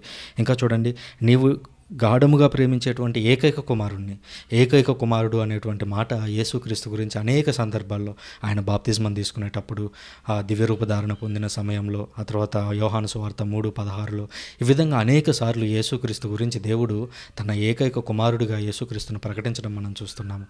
అంతేకాదు ఇక్కడ గమనించినట్లే మోరియా ప్రదేశానికి వెళ్ళి బలి అర్పించమని అబ్రహామును కోరుతూ ఉండడం చూస్తున్నాం. ఈ మోరియా అనేటువంటి ప్రదేశం ఎక్కడుంది? ఈ యెరూషలేం పట్టణంలోనే ఈ మోరియా అనేది ఉంది. ఈ మోరియా కొండలే తర్వాత యెరూషలేం పట్టణంగా మారాయి. ఆ కొండల మీదనే దావీదు యెరూషలేం పట్టణాన్ని మరింతగా విస్తరించడం మనం చూస్తాము. ఆ టెంపుల్ కట్టినటువంటి ప్రదేశం ఏదైతే ఉందో, అనగా సొలొమోను దేవాలయాన్ని కట్టినటువంటి ప్రాంతం ఏదైతే ఉందో, ఆ దేవాలయాన్ని కట్టిందే ఈ మోరియా కొండ మీద. ఈ మోరియా అనేది ఒక కొండ కాదు, అది కొండల యొక్క సముదాయం. ఆ మోరియా కొండల యొక్క సముదాయంలో ఊరి బయట ఉన్నదే ఈ గొల్గొతా లేదా కపాలము అనేటువంటి ఒక చిన్న కొండ. ఆ కొండ మీదనే యేసుక్రీస్తు బలి కావడం చూస్తున్నాం. అంటే అక్కడ ఈసాకుని మోరియా కొండ దగ్గరికి తీసుకొని వెళ్ళమన్నాడు అని అంటే ఆ మోరియా కొండ మీద బలి అవుతున్నది ఎవరో కాదు, యేసుక్రీస్తు. ఇంకా చూస్తే గాడిద మీద మెత్తని బొంతను పరిచి ఆ కొండ దగ్గరికి తీసుకెళ్లడం మనం చూస్తున్నాము. ఇక్కడ చూస్తే యేసుక్రీస్తు మానికొమ్ముల ఆదివారం రోజున మనం చూస్తున్నాం. యేసుక్రీస్తు ఒక గాడిదను ఎక్కి దాని మీద శిష్యులు బొంతను పరిస్తే దాని మీద ఎక్కి కూర్చుంటే ఆయన యెరూషలేం పట్టణంలోకి మరణించడానికి వెళుతూ ఉన్నాడు. ఇక్కడ ఈసాకు కూడా అదేవిధంగా మరణించడానికి వెళ్ళడం చూస్తున్నాము. ఆ తర్వాత అబ్రహాము కుమారుణ్ణి అక్కడికి తీసుకువెళ్ళేటప్పుడు ఒక 2 పనివారిని కూడా తీసుకెళ్ళినట్లు మనం చూస్తూ ఉన్నాము. చూడండి, 3వ వచనంలో అది మనకు కనిపిస్తూ ఉంది. యేసుక్రీస్తు కూడా శిలువ మీద ఉండగా అటొక దొంగ ఇటొక దొంగ, 2 వ్యక్తులు మనకు అక్కడ కనిపించడం మనం చూస్తూ ఉన్నాము. ఆ తర్వాత అబ్రహాము ఏం చేశాడు, ఆ కర్రలు ఏవైతే ఉన్నాయో ఈసాకును బలిగా అర్పించడానికి తీసుకెళ్తున్నటువంటి కర్రలు, ఆ కర్రలన్నింటినీ తీసుకొచ్చి ఈసాకు యొక్క భుజాల మీదనే పెట్టాడు. ఈసాకే ఆ కర్రలను కొండ దగ్గరికి మోసుకొని వెళ్ళాడు. ఇక్కడ గమనించినట్లయితే యేసుక్రీస్తు తన యొక్క శిలువను తానే భుజాల మీద వేసుకొని మోసుకొని వెళుతూ ఉండడం మనం చూస్తూ ఉన్నాము. ఆ తర్వాత మనోడు అడిగాడు, ఈసాకు అడిగాడు ఏమని, మరి దహన బలికి కావాల్సిన గొర్రెపిల్ల ఏది అని అడిగితే అబ్రహాం అన్నాడు, దహన బలికి కావాల్సిన గొర్రెపిల్లను దేవుడే సమకూరుస్తాడు అని అన్నాడు. మరి ఈ గొర్రెపిల్ల ఎవరు? యేసుక్రీస్తు ఆ యోర్దాను నది వెంట తీరం వెంట అలా వెళ్తూ ఉంటే ఆయన చూసినటువంటి బప్తిస్మ యోహాను తన చుట్టూ ఉన్నటువంటి శిష్యులతో, అదిగో లోకం యొక్క పాపములను మోసుకొని పోయేటువంటి దేవుని గొర్రెపిల్ల అని యేసుక్రీస్తును పరిచయం చేయడం మనం చూస్తాం. యోహాను సువార్త 1వ అధ్యాయము 29వ వచనంలో మనం ఈ సందర్భాన్ని గమనిస్తాము. అంటే ఆ గొర్రెపిల్ల ఎవరో కాదు, యేసుక్రీస్తే. ఆ గొర్రెపిల్లే తదనంతరం మనం చూస్తాము, అబ్రహామును బలి ఇవ్వద్దు ఈసాకును అని చెప్పిన తర్వాత ఒక పొట్టేలు అక్కడ ఒక పొదలో చిక్కుకొని ఉండడం మనం చూస్తాం. పొద అనేది దేనికి సూచన? యేసుక్రీస్తు ధరించినటువంటి ఆ ముళ్ళ కిరీటానికి సూచన. ఆ ముళ్ళ కిరీటం మధ్యలో ఏ విధంగా అయితే గొర్రెపిల్ల ఇరుక్కొని పోయి ఉందో అదేవిధంగా ఇక్కడ ముళ్ళ పొదల్లో ఒక పొట్టేలు ఉంటే దాన్ని తీసుకొని వచ్చి బలి అర్పించినట్లుగా మనం చూస్తూ ఉన్నాము. ఆ తర్వాత ఇంకొక ముఖ్యమైనటువంటి విషయం, బయలుదేరిన తర్వాత ఎన్నో రోజు అబ్రహాము ఆ కొండను చేరాడు, లేదా ఎన్నో రోజున తన కుమారుణ్ణి తిరిగి ప్రాణాలతో పొందాడు. ఎందుకంటే వాళ్ళు ప్రయాణం చేస్తున్నంతసేపు అబ్రహాము మనసులో ఈసాకు మరణించినట్లే, ఎందుకంటే అక్కడికి వెళ్ళి బలి అర్పించబోతున్నాడు. కానీ ఎప్పుడు తన కుమారుడు తిరిగి తనకు దొరికాడు అని అంటే 3వ రోజున బలి అర్పించే సమయంలో కత్తి పైకెత్తినప్పుడు ఆ ఈసాకు తనకు ప్రాణాలతో దొరికాడు. అలాగే యేసుక్రీస్తు ఎప్పుడు తిరిగి లేచాడు అని అంటే 3వ రోజున తిరిగి లేయడం మనం చూస్తున్నాం. ఇది 2వ రీడింగ్కి సంబంధించినటువంటి అంశాలు. ఇక 3వ రీడింగ్ని మనం గమనించినట్లయితే నిర్గమకాండంలో ఉంటుంది. నిర్గమకాండం 14వ అధ్యాయం నుంచి మనకు రిఫరెన్స్లు మనకు కనిపిస్తూ ఉంటాయి. ఈ 14వ అధ్యాయం ముందు ఏం జరిగింది అని అంటే అబ్రహాము తర్వాత అబ్రహాంకి ఈసాకు జన్మించాడు, ఈసాకుకి యాకోబు జన్మించాడు, యాకోబుకి 12 మంది కుమారులు పుట్టారు. 12 మంది పెరుగుతూ ఉండగా అనేక పరిణామాల నేపథ్యంలో వాళ్ళకు ఒక కరువు వచ్చినప్పుడు వారందరూ కూడా ఈజిప్ట్ అనేటువంటి ప్రాంతానికి వెళ్ళారు. అక్కడ నైలు నది ఉండడం వల్ల పుష్కలంగా పంటలు పండుతూ ఉంటాయి. పంటలు పండుతున్నాయి కనుక వీళ్ళందరూ కలిసి అక్కడికి వెళ్ళారు. వెళ్ళిన తర్వాత సుమారు 400 సంవత్సరాల పాటు వాళ్ళ ఈజిప్ట్ దేశంలో పెరిగారు. 1-2 సంవత్సరాలు అంటే 50 మంది 100 మంది అవుతారేమో, కానీ 400 సంవత్సరాలు అనేసరికి గట్టిగా 50-60 మంది అక్కడికి వెళ్ళిన తర్వాత దాదాపు 20 లక్షల మందికి ఈ హెబ్రీలు పెరిగిపోయారు. అది పెరిగిపోవడం చూసి అక్కడ ఉన్నటువంటి లోకల్ కింగ్ రాజు ఫరో అనేటువంటి ఒక రాజు ఏం చేశాడు అని అంటే ఇజ్రాయేలీలందరినీ ఇబ్బందులు పెట్టడం ప్రారంభించాడు. వాళ్ళకి అనేక రకాల శ్రమలకు గురి చేయడం ప్రారంభించాడు. ఎందుకంటే వీళ్ళు ఏదో ఒక రోజు తిరుగుబాటు చేస్తే నా పదవికి ప్రమాదం అని చెప్పి భావించి వాళ్ళందరి మీద ఇబ్బందులు పెట్టడం మనం చూస్తున్నాం. అలా ఇబ్బందులు పెడుతున్నప్పుడు వీళ్ళందరూ కలిసి ప్రార్థన చేశారు. అయ్యా అబ్రహాం దేవుడా, మాకందరికీ తోడుగా ఉంటానని చెప్పావు కదా, మరి ఇక్కడ చూడు మమ్మల్ని ఇబ్బందులు పెడుతున్నాడు ఇక్కడి రాజు అని చెప్పి వాళ్ళందరూ ప్రార్థన చేసినప్పుడు దేవుడు వాళ్ళ యొక్క ప్రార్థనను ఆలకించి మోషే అనేటువంటి ఒక వ్యక్తిని ఎంచుకొని మోషే ద్వారా వాళ్ళందరినీ విడిపించడానికి సిద్ధమయ్యాడు. అయితే అక్కడ ఉన్నటువంటి ఫరో రాజు అప్పటికే ఈ ఇజ్రాయేలీల చేత అనేక రకాల కట్టడాలు కట్టించుకుంటున్నాడు, బానిసలుగా ఉపయోగించుకుంటున్నాడు. కనుక ఏం చేశాడు, నేను పంపను అని అన్నాడు. పంపను అని అన్నప్పుడు మోషే అనేక రకాల సూచక క్రియలు చేశాడు.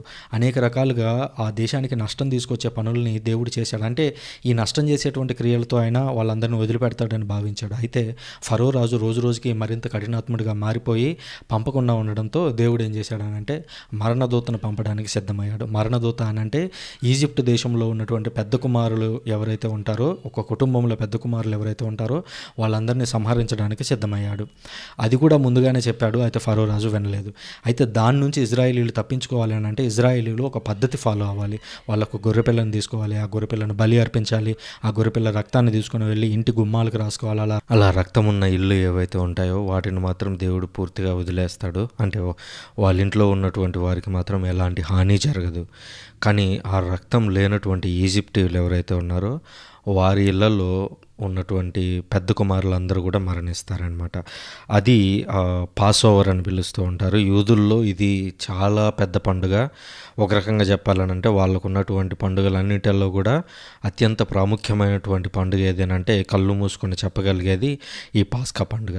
పాస్కా అంటేనే పాస్ ఓవర్ అని పిలుస్తారు, అంటే దాటిపోవడము అని అర్థము. ఆ దాటిపోవడం అనే దాన్నే తెలుగులో ఇంకొక పదంగా నిర్గమనము అని పిలిచారు. నిర్గమనము అని అంటే దాటి వెళ్ళడము అనేటువంటి అర్థం వస్తుంది.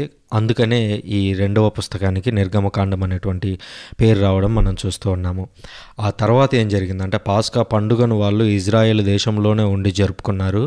అది జరుపుకున్న తర్వాత ఇజ్రాయేలీలందరూ కూడా ఈజిప్ట్ దేశం నుంచి ఇజ్రాయెల్ దేశం వైపుగా ప్రయాణం మొదలుపెట్టారు. వాళ్ళు కొంత దూరం ప్రయాణం వెళ్ళిన తర్వాత వాళ్ళకు ఒక సముద్రం అడ్డం వచ్చింది. అదే ఎర్ర సముద్రం. ఒకవైపు వెనుక నుంచి చూస్తేనేమో ఫరో సైన్యం ఈ ప్రజలందరినీ తరుముకుంటూ వస్తూ ఉంది. ఎదురుగా చూస్తేనేమో నీళ్లు అడ్డంగా ఉన్నాయి.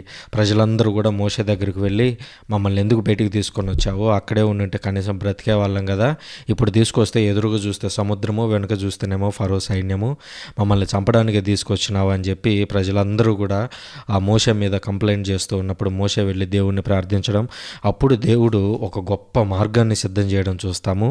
అదే ఇవాళ మనం చదువుతున్నటువంటి 3వ రీడింగ్. నిర్గమకాండము 14వ అధ్యాయము 15వ వచనం నుంచి 15వ అధ్యాయము 1వ వచనం వరకు. ఇక్కడ జరుగుతున్నది సింపుల్గా ఏమిటి అని అంటే ప్రజలందరూ కూడా ఎర్ర సముద్రము అనేటువంటి ఒక సముద్రం దగ్గరికి చేరుకున్నారు. ఆ సముద్రాన్ని దాటి అవతలకు వెళ్లాల్సి ఉంది. దేవుడు అక్కడ ఏం అద్భుతం చేశాడు అనేదే గొప్ప అంశం. 19వ వచనంలో చూసినట్లయితే అప్పుడు ఇజ్రాయేలీల బలగమునకు ముందు నడుచుచున్న యావే దూత వారి వెనుకనకు వచ్చి చేరెను. వారి ముందున్న మేఘస్తంభము కూడా వెనుకకు వచ్చి నిలిచెను. ఇక్కడ గమనించినట్లయితే దేవుని యొక్క దూత ఇజ్రాయేలీలకు ఎల్లప్పుడూ తోడు ఉండడం మనం చూస్తూ ఉన్నాము. ఇందులో ప్రత్యేకించి అప్పటి వరకు వాళ్ళను ముందుండి నడిపించినటువంటి దేవుని యొక్క దూత ఆ తదనంతరం వారి వెనక్కు రావడం మనం చూస్తూ ఉన్నాము. ఇక్కడ యావే దూత ఎవరో కాదు, యేసుక్రీస్తే. ఎందుకనంటే ఇజ్రాయేలీలు ఆ ఎడారులు నడుస్తున్నంత కాలం దేవుడు అనేక రకాల రూపాల్లో వాళ్ళకు తోడుగా ఉన్నాడు. ఉదాహరణకి ఇక్కడ మేఘస్తంభము, అగ్నిస్తంభం రూపంలో ఉన్నారు. ఆహారం అవసరమైనప్పుడు మన్నా రూపంలో ఉన్నారు. నీరు దప్పికైనప్పుడు ఒక రాతి నుంచి నీరు తెప్పించారు. ఆ తదనంతరం కొత్త నిబంధనలోకి వస్తే ఆ మన్నా ఎవరో కాదు యేసుక్రీస్తు, ఆ రాయి ఎవరో కాదు యేసుక్రీస్తు. ఇక్కడ ఉన్నటువంటి యావే దూత, ఆ వెలుగు కలిగిస్తున్నటువంటి దూత, వారికి మేఘస్తంభంలాగా నిలుస్తున్నటువంటి దూత ఎవరో కాదు యేసుక్రీస్తే అని చెప్పడంలో ఎలాంటి అతిశయోక్తి లేదు. ఆ తర్వాత అది ఇజ్రాయేలీలకు వెలుగును, ఐగుప్తీయులకు చీకటిని కలిగించెను. ఇజ్రాయేలీలు తలపడకుండగానే ఆ రాత్రి అంతయు గడిచిపోయాను. అంటే దేవుడు వాళ్ళకి ఏ విధంగా సహాయం చేస్తున్నాడంటే, వాళ్ళకేమో ఒకవైపు వెలుగు కనిపిస్తూ ఉంది, ఇంకొక వైపు ఏమో చీకటి ఉంది. ఈ సైన్యం ఏదైతే ఉందో వారి వద్దకు చేరకుండా ఒక చీకటి లాంటి ఆ పరిస్థితి ఏర్పడటం మనం చూస్తూ ఉన్నాం. ఆ తర్వాత 21వ వచనం, మోషే సముద్రం మీదికి చేతిని చాచెను. అంటే దేవుడు మోషేకి అప్పుడు క్లియర్గా చెప్పాడు, ఈ సముద్రం గుండా మనం వెళ్ళబోతున్నామని చెప్పగానే మోషే ఆ సముద్రం మీదికి చేతులు చాచినట్టుగా చూస్తూ ఉన్నాము. ఆ తదనంతరం మనం గమనించినట్లయితే ఆ సముద్రం అంతా కూడా 2 భాగాలుగా చీలిపోయి ఆ మధ్యలో నుంచి ప్రజలు సురక్షితంగా అవతలికి వెళ్ళిపోవడము, ఈ ఫరో సైన్యం కూడా ఆ నీళ్ళలో అంటే ఆ పొడి నేల మీద ప్రవేశించడం. ఆ తదనంతరం మోషే మరలా చేతులు చాపగానే నీరంతా ఏకమైపోయి ఇజ్రాయేలీలు క్షేమంగా వెళ్ళిపోయిన తర్వాత ఈ ఈజిప్టులందరూ కూడా నీటిలో పడి మరణించడం మనకు కనిపిస్తుంది. ఇక్కడ ఒక అంశాన్ని మనం క్లియర్గా గమనించాలి. మోషే సముద్రం మీదికి చేతిని చాచినట్లుగా మనం చూస్తూ ఉన్నాము. ఇది 2 రకాలుగా చూడాలి. ఒకటవది, యేసుక్రీస్తు శిలువ మీద చేతులను చాచి ప్రజలందరినీ కాపాడారు. అంతకుముందు మోషే చేతులు చాచి ఇజ్రాయేలీలని ఫరో సైన్యం నుంచి ఏ విధంగా అయితే కాపాడారో, యేసుక్రీస్తు శిలువ మీద తన యొక్క 2 చేతులను చాచి లోక మానవాళి మొత్తాన్ని రక్షించడం మనం చూస్తూ ఉన్నాం. ఇక రెండవ పోలిక ఏమిటి అని మనం గమనించినట్లయితే, ఇది ప్రత్యేకించి దర్శన గ్రంథంలో కనిపిస్తుంది. దాన్నే మనము ప్రకటన గ్రంథం అని కూడా ప్రొటెస్టెంట్ శాఖలు పిలుస్తూ ఉంటాయి. సో ఆ ప్రకటన గ్రంథము లేదా దర్శన గ్రంథంలో చూసినట్లయితే ఈ ఇజ్రాయేలీలందరూ కూడా వారు ఉంటున్నటువంటి ప్రాంతానికి భూమి అని, ఇతర అన్యజనులు ఉండేటువంటి ప్రాంతాలకు లేదా అన్యజనులందరికీ కలిపి వాడేటువంటి ఒక పదమే సముద్రము అనేటువంటి ఆ పదాన్ని వాడేటువంటి వారు. సముద్రంలో నుంచి ఒక మృగం బయటకు వచ్చింది అని అంటే సముద్రము అంటే అన్యుల్లో నుంచి ఒక మృగం అంటే ఒక రాజు వచ్చాడు. ఆనాటి కాలంలో నీరో అనేటువంటి రాజు వచ్చి ఆనాటి క్రైస్తవులని, ఆనాటి యూదులను కూడా బాగా హింసించినట్లుగా మనం చరిత్రలో చూస్తూ ఉన్నాము. సో ఈ విధంగా మోషే సముద్రం మీదకి చేతులు చాచెను. మనం గతంలోనే చూసాము, దేవుడు ఆదాము ద్వారా సకల మానవాళిని సృష్టించాడు. అంటే సకల మానవాళి దేవుని యొక్క పిల్లలే. ఆ తర్వాత అబ్రహాము ద్వారా నీ ద్వారా జాతులన్నీ దీవించబడబోతున్నాయి అని చెప్పి అబ్రహాము దగ్గర చెప్పడం చూసాము. ఇప్పుడు మోషే దగ్గరికి వచ్చాము. మోషే దగ్గర కూడా మోషే సముద్రం మీదకి చేతులు చాస్తున్నాడు. సముద్రము అంటే అన్యులందరూ కూడా ఒకరోజు మనతో ఏకం కాబోతున్నారు అని దీనికి ఒక గుర్తు అన్నమాట. ఆ తర్వాత 31వ వచనంలో చూసినట్లయితే, వారు యావేకు భయపడిరి, యావేను ఆయన దాసుడగు మోషేను నమ్మిరి. అంటే ఎప్పుడైతే ఆ సముద్రం చీలి వీరందరూ సురక్షితంగా వచ్చారో అప్పుడు ప్రజలందరూ కూడా యావే దేవుని నమ్మడం ప్రారంభించారు, యావే దేవునికి భయపడడం ప్రారంభించారు. ఈరోజు దేవుడు ఆయన్ను చూసి మనం ఆయన పట్ల భయభక్తులు చూపించడం వేరు, బదులుగా ఆయనకు నిజంగా భయపడటం వేరు.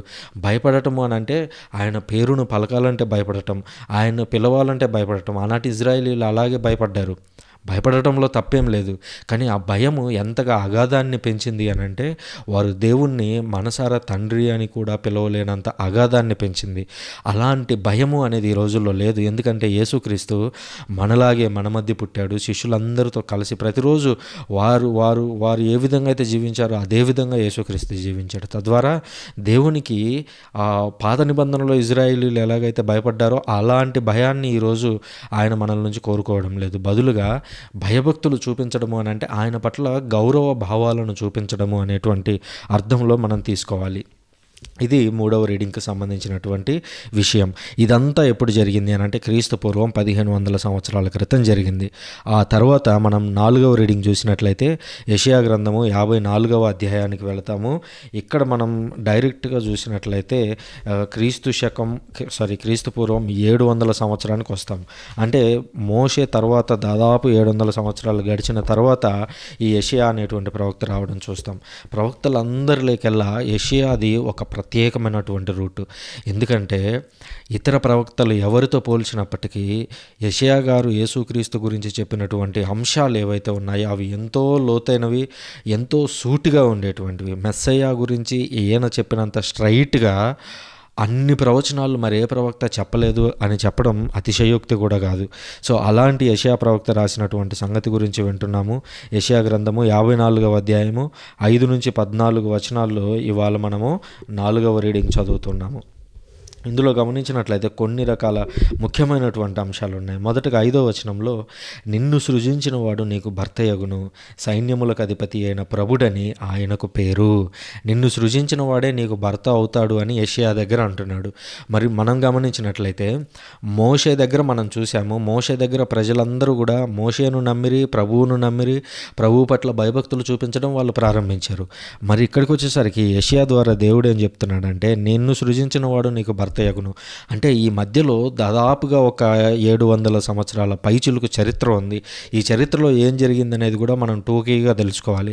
మోషే కాలం అయిపోయింది. మోషే కాలం అయిపోయిన తర్వాత అనగా ఆయన వృద్ధుడయ్యాడు, మరణించాడు. ఆయన మరణించిన తర్వాత అప్పటికి వాళ్ళు ఇంకా ఇజ్రాయెల్ దేశం చేరలేదు. ఆ తదనంతరం మోషే తర్వాత యెహోషువ అనేటువంటి నాయకుడు ఎన్నుకోబడ్డాడు. మనం అదే చూస్తాం బైబిల్ గ్రంథంలో, యెహోషువ గ్రంథం అదే. ఆ యెహోషువ ఏం చేశాడంటే ఈ ప్రజలందరినీ కూడా ఇజ్రాయేలు అనేటువంటి దేశంలోకి నడిపించాడు సక్సెస్ఫుల్గా. ఆ ప్రజలందరూ కూడా ఇజ్రాయేల్ దేశంలో యెహోషువ నాయకత్వంలో అడుగుపెట్టారు. ఆ తదనంతర కాలంలో మనం గమనించినట్లయితే యెహోషువ కాలం కూడా గడిచిపోయిన తర్వాత ఇజ్రాయేలీల్లో ఏవైనా తప్పులు చేసినా, లేదా ఏవైనా తగువులు ఏర్పడినా, లేదా ఎవరైనా వీళ్ళ మీదకి యుద్ధానికి వచ్చినా వీళ్ళకంటూ నడిపించేటువంటి ఒక నాయకులు ఉండాలి. కాబట్టి వాళ్ళకి రాజు అనేటువంటి వ్యవస్థకు ముందుగా న్యాయాధిపతులు అనేటువంటి వ్యవస్థ ఉండేవారు. ఒక రకంగా చెప్పాలి అని అంటే, మన ఊరి పరిభాషలో చెప్పాలి అని అంటే, మనకు సర్పంచ్ ఉంటారు కదా, ఆ విధంగా ఒక మంచి నాయకుడిని దేవుడు ఎంచుకునేవాడు. ఉదాహరణకు సంసోను అలాంటి నాయకుడే. సో ఈ విధంగా న్యాయాధిపతులు అనేటువంటి కొంతమంది వ్యక్తులని దేవుడు ఎంచుకున్నాడు. ఆ న్యాయాధిపతుల ద్వారా యుద్ధాలు చేయించడం అయితేనేమి, ప్రజలకు ఏవైనా తగవులు వచ్చినప్పుడు వాటిని తీర్చడం అయితేనేమి, ఇజ్రాయేలును కలిపికట్టుగా ఉంచడం అయితేనేమి, లేదా ఇజ్రాయేలీలు తప్పు చేసినప్పుడు దేవుడు వాళ్ళ మీదకి వేరే జాతిని తీసుకొని వస్తాడు. వీళ్ళు ఓడిపోతారు. ఓడిపోయి వీళ్ళు మళ్ళీ కొద్ది రోజులాగి మళ్ళీ ప్రార్థన చేస్తారు. ప్రార్థన చేయగానే దేవుడు మరలా వాళ్ళ మీద జాలి చూపించి మరలా ఒక రక్షకుడిని పంపిస్తూ ఉంటాడు. రక్షకుడు ఇన్ ద సెన్స్ ఒక న్యాయాధిపతిని పంపిస్తాడు. ఆ న్యాయాధిపతి వచ్చి మళ్ళీ వాళ్ళని ఆ బానిసత్వం నుంచి విడిపించడం. ఇది దాదాపుగా కొన్ని వందల సంవత్సరాల పాటు ఈ చరిత్ర కంటిన్యూ అయింది.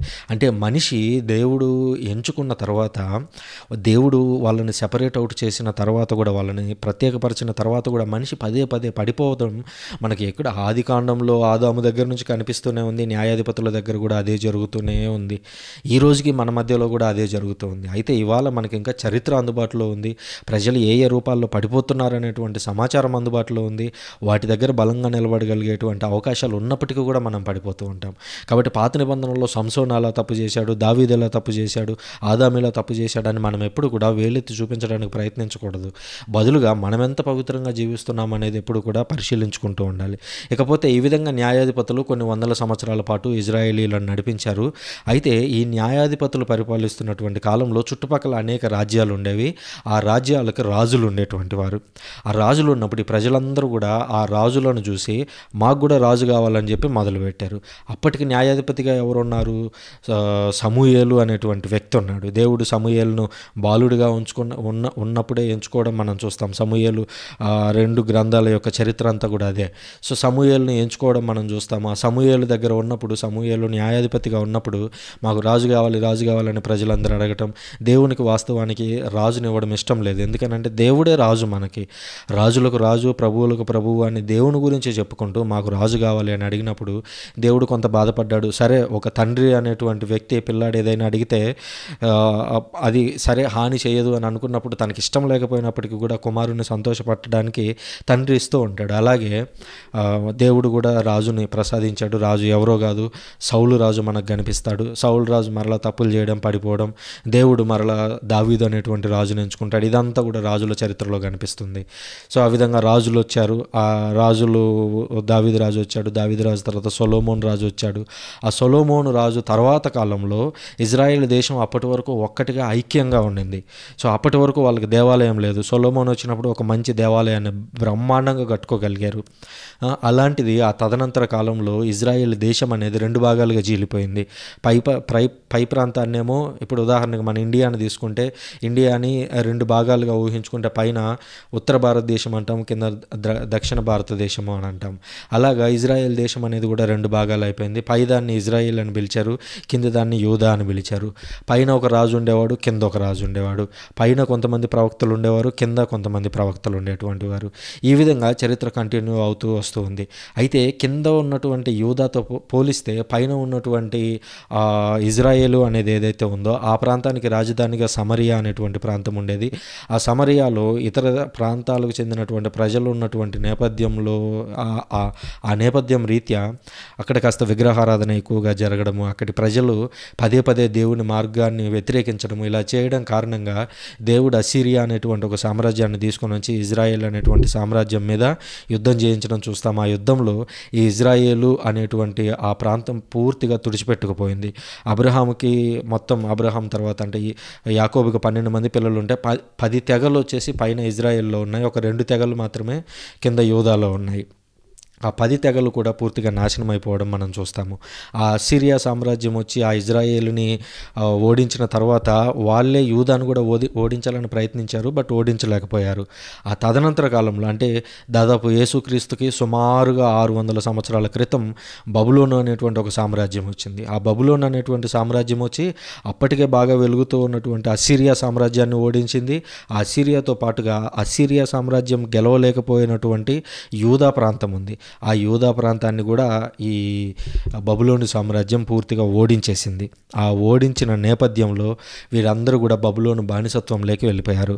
ఆ బానిసత్వంలోకి వెళ్ళిపోయినప్పుడు లేదా ఆ వెళ్ళిపోతూ ఉన్నప్పుడు, వెళ్ళిపోక ముందు కూడా దేవుడు అనేక మార్లు వాళ్ళని హెచ్చరించారు. ఇదిగో మీరు నా మాట విన్నారా, సరే నా మాట వినకుండా మీరు ఇతర దేవుళ్ళను ఆరాధిస్తే లేదా మార్గం తప్పిపోతే, నేను ఇచ్చిన ఆజ్ఞలను తప్పిపోతే మీరు భర్తను విడిచినటువంటి భార్య వంటి వారు అని చెప్పి దేవుడు అనేక మార్లు వాళ్ళని హెచ్చరించాడు. హోషియా ప్రవక్తను ఉదాహరణగా తీసుకొని ఆ హోషియా గ్రంథాన్ని చదవండి. దేవుడు ఎంతగానో వాళ్ళ మీద ప్రేమ చూపించాలని చూశాడు. వాళ్ళకి భర్తగా ఉండాలని ప్రయత్నించాడు. భర్తగా అని అంటే ఇక్కడ శారీరక ధర్మాల గురించి ఆలోచించకూడదు. ఒక భర్త తన భార్యకి శారీరకంగా మాత్రమే కాదు, వివిధ రకాల ప్రొటెక్షన్ అందిస్తాడు, వివిధ రకాలుగా రక్షణ అందిస్తాడు. ఇతరుల నుంచి కాపాడడం అయితేనేమి, వాళ్ళకి ఆహారం అందించడం అయితేనేమి, వాళ్ళు పుట్టి పెరిగే వరకు వాళ్ళకు తోడుగా ఉండడం అయితేనేమి, ఈ విధంగా భర్త ఇచ్చేటువంటి ఆధ్యాత్మిక లేదా శారీరక అతీతమైనటువంటి అంశాలు ఏవైతే ఉంటాయో అలాంటి భావనలో దేవుడు మాట్లాడుతూ, నేను నీకు భర్తగా ఉంటాను అని అంటే ఇజ్రాయేలీలు, యూదా ప్రజలు వీళ్ళందరూ కూడా దేవుడిని తిరస్కరించి వాళ్ళ మార్గంలో వాళ్ళు నడవడం మొదలుపెట్టారు. దేవుని మార్గం నుంచి తప్పిపోవడం మొదలుపెట్టారు. తప్పిపోతున్నప్పుడు కూడా దేవుడు వెంటనే శిక్ష తీసుకురాలేదు. ఆనాడు ఈజిప్ట్ వాసులకు ఏ విధంగా అయితే 10 మార్లు వాళ్ళకు వార్నింగ్స్ ఇచ్చి ఆ తర్వాత ఒక పెద్ద పనికి పూనుకున్నాడో, అలాగే దేవుడు ఇజ్రాయేలీలకు కూడా అనేక మార్లు హెచ్చరికలు జారీ చేశాడు. మీరు ప్రవక్తల గ్రంథాలను చదవండి, యెషయా దగ్గర నుంచి అటు చివర మలాకి వరకు చదవండి, ఎన్నోసార్లు దేవుడు హెచ్చరించాడు. కానీ ఇజ్రాయేలీలు వినలేదు. వాళ్ళు తప్పు చేసినప్పుడు చివరికి బబులోనియా అనే సామ్రాజ్యం వచ్చి మొత్తాన్ని బందీలుగా కొనిపోయింది. ఆ బందీలుగా తీసుకొని పోకముందు, తీసుకొని వెళ్ళిన తర్వాత, తీసుకొని వచ్చే ముందు కూడా దేవుడు మళ్ళీ ప్రవక్తల ద్వారా వాళ్ళతో మాట్లాడుతూనే ఉన్నాడు. అంటే ఈవెన్ దెన్ వాళ్ళు ఓడిపోయిన తర్వాత కూడా దేవుడు వాళ్ళని వదిలిపెట్టలేదు. అలా మాట్లాడుతున్నటువంటి ఒక సంఘటనే ఈ యెషయా 54వ అధ్యాయము. అందులో దేవుడు అంటున్నాడు అనమాట, నిన్ను సృజించిన వాడు నీకు భర్త యగును, సైన్యములకు అధిపతి అయిన ప్రభువు అని ఆయనకు పేరు. నీవు భర్తచే పరిత్యక్తయై దుఃఖాక్రాంతురాలైన పడుచు భార్య వంటి దానవు, కానీ ప్రభువు నిన్ను ఇప్పుడు మరలా చేపట్టును. నువ్వు ఇంతకుముందు తప్పు చేశావు, పడిపోయావు, కానీ దేవుడు తనకున్నటువంటి జాలి చేత, ప్రేమ చేత తిరిగి నేను నిన్ను మరలా వివాహం చేసుకుంటాను, నిన్ను మరలా దగ్గరికి తీసుకుంటాను, నిన్ను మరలా పరిశుభ్రపరుస్తాను అని దేవుడు ఇక్కడ వాగ్దానం చేయడం చూస్తున్నాము. ఆ తర్వాత ఇంకా 8వ వచనంలో అంటున్నాడు, కోపము వలన ఒక్క క్షణకాలము నా ముఖమును నీ నుండి మరుగు చేసుకుంటుని, కానీ ఇప్పుడు శాశ్వత కృపతో నిన్ను కరుణింతును. అంటే దేవుని ప్రేమ ఎంత అనంతమైనది గుర్తించండి. వాళ్ళు తప్పు చేసినప్పుడు ఒక్క క్షణం ముఖాన్ని అలా తిప్పుకున్నాడంట. ఒక రాజ్యం వచ్చేసి వీళ్ళందరినీ ఒక బందీలుగా తీసుకొని వెళ్ళిపోయారు. వాళ్ళకి ఒక పట్టణం అనేది లేకుండా, దేశం అనేది లేకుండా చేశారు. అంతటి దారుణమైన స్థితి కలిగింది. అంటే దేవుడు మన నుంచి ఒక్క క్షణం అలా పక్కకి తిరిగాడు అని అంటే మన జీవితాలు ఏమైపోతాయో మనకు తెలియదు. అందుకే మనం ఎప్పుడు కూడా దేవుని మీద ఆధారపడటం నేర్చుకోవాలి. ఒకవేళ తప్పు చేశామా, పర్వాలేదు, వెంటనే దేవుని దగ్గరికి వెళదాం. దేవా, ఇదిగో ఇది నేను చేసిన తప్పు, నాకు తెలియక తప్పు చేశాను, నన్ను మన్నించు అని అడగడం నేర్చుకోవాలి. ఆ రోజు ఆదాము తప్పు చేశాడు. ఆదాము తప్పు చేసినప్పుడు దేవుని దగ్గరికి వెళ్ళి క్షమాపణ అడగలేదు. బదులుగా ఏం చేశాడు? వెళ్ళి చెట్టు చాటును దాక్కున్నాడు. అంటే తనను తాను హైడ్ చేసుకోవడానికి ప్రయత్నిస్తున్నాడు. తన తనను కప్పిపుచ్చుకోవడానికి ప్రయత్నిస్తూ ఉన్నాడు. కానీ మనం అలా ఉండకూడదు. తప్పులు చేస్తాము కొన్నిసార్లు. మనుషులంగా మనకు బలహీనతలు ఉండొచ్చు, లేదా తప్పనిసరి పరిస్థితుల్లో కొన్ని రకాల పాపాలకు మనం లోనైపోయి ఉంటాం. కానీ దేవుని దగ్గరికి వెంటనే వెళ్ళడం అలవాటు చేసుకోవాలి. ప్రభువా, ఇది తెలుసో తెలియకో నేను తప్పు చేశాను, నన్ను మన్నించు, మరలా నీ సన్నిధికి చేర్చుకొని అడగడం నేర్చుకోవాలి. అదే ఇక్కడ జరుగుతూ ఉంది. ఆ తర్వాత 10వ వచనంలో ఒక గొప్ప మాట అంటున్నాడు. చూడండి ఎంత గొప్ప మాట. పర్వతములు గతించినా గతింపవచ్చును కానీ, కొండలు చలించినా చలింపవచ్చును కానీ, నా కరుణ మాత్రం నిన్ను విడనాడదు, సమాధానపూర్వకమైన నా నిబంధన తొలగిపోదు అని నీ మీద నెనరు చూపు ప్రభువు పలుకుచున్నాడు. దేవుని మాటలు ఎంత శక్తివంతమైనవి గమనించండి. పర్వతములు గతించినా గతింపవచ్చు, కొండలు చలించినా చలించవచ్చు. కొండ కదలటం ఏంటండి? కొండ కదలడమే అసాధ్యము. అలాంటిది కొండలు చలించినా సరే నా కరుణ మాత్రం నిన్ను విడిపోదు. అంటే దేవుని యొక్క కరుణ అనేది ఎంత గొప్పది అని అంటే ఆ కరుణకి ఇక అవధులు లేవు. ఆ కరుణని ఇక దేనితోనూ పోల్చలేము. అందుకనే మనం గమనించినట్లయితే ఈస్టర్ పండుగ అయిపోగానే తర్వాత వచ్చే ఆదివారం మనం జరుపుకునేటువంటి పండుగ ఏమిటో తెలుసా? దివ్య కారుణ్య మహోత్సవము. ఎందుకనంటే మన పండుగలన్నీ కూడా, కథోలిక పండుగలన్నీ కూడా బైబిల్తో రూట్ అయి ఉన్నాయి. అవన్నీ కూడా మిళితమై ఉన్నవి. మనకు బైబిల్ తెలియక కొన్నిసార్లు ఏంటి పండుగలు ఇలా వచ్చాయని అంటాం. ఇక్కడ ఈ రీడింగ్ నుంచే తీసుకున్నది అది. యెషయా గ్రంథం 54వ అధ్యాయంలో దేవుడు చెప్తున్నాడు, నేను మిమ్మల్ని విడిపించబోతున్నాను, నా నిబంధన మిమ్మల్ని విడిచిపోదు. ఆ నిబంధన ఎలాంటిది అని అంటే కరుణాపూరితమైనటువంటి నిబంధన. ఆ నిబంధనలోనే, నూతన నిబంధనలో ఈరోజు మనం ఉన్నాము. ఆ నిబంధన అందించినటువంటి కరుణకు గుర్తుగా దివ్య కారుణ్య పండుగను పాస్కా కాలం 2వ ఆదివారం రోజున మనం జరుపుకుంటాము. ఒక గొప్ప పండుగ అది. దేవుని యొక్క కరుణను మనకు చూపించేటువంటి పండుగగా మన కళ్ళ ముందు కనిపిస్తూ ఉంది.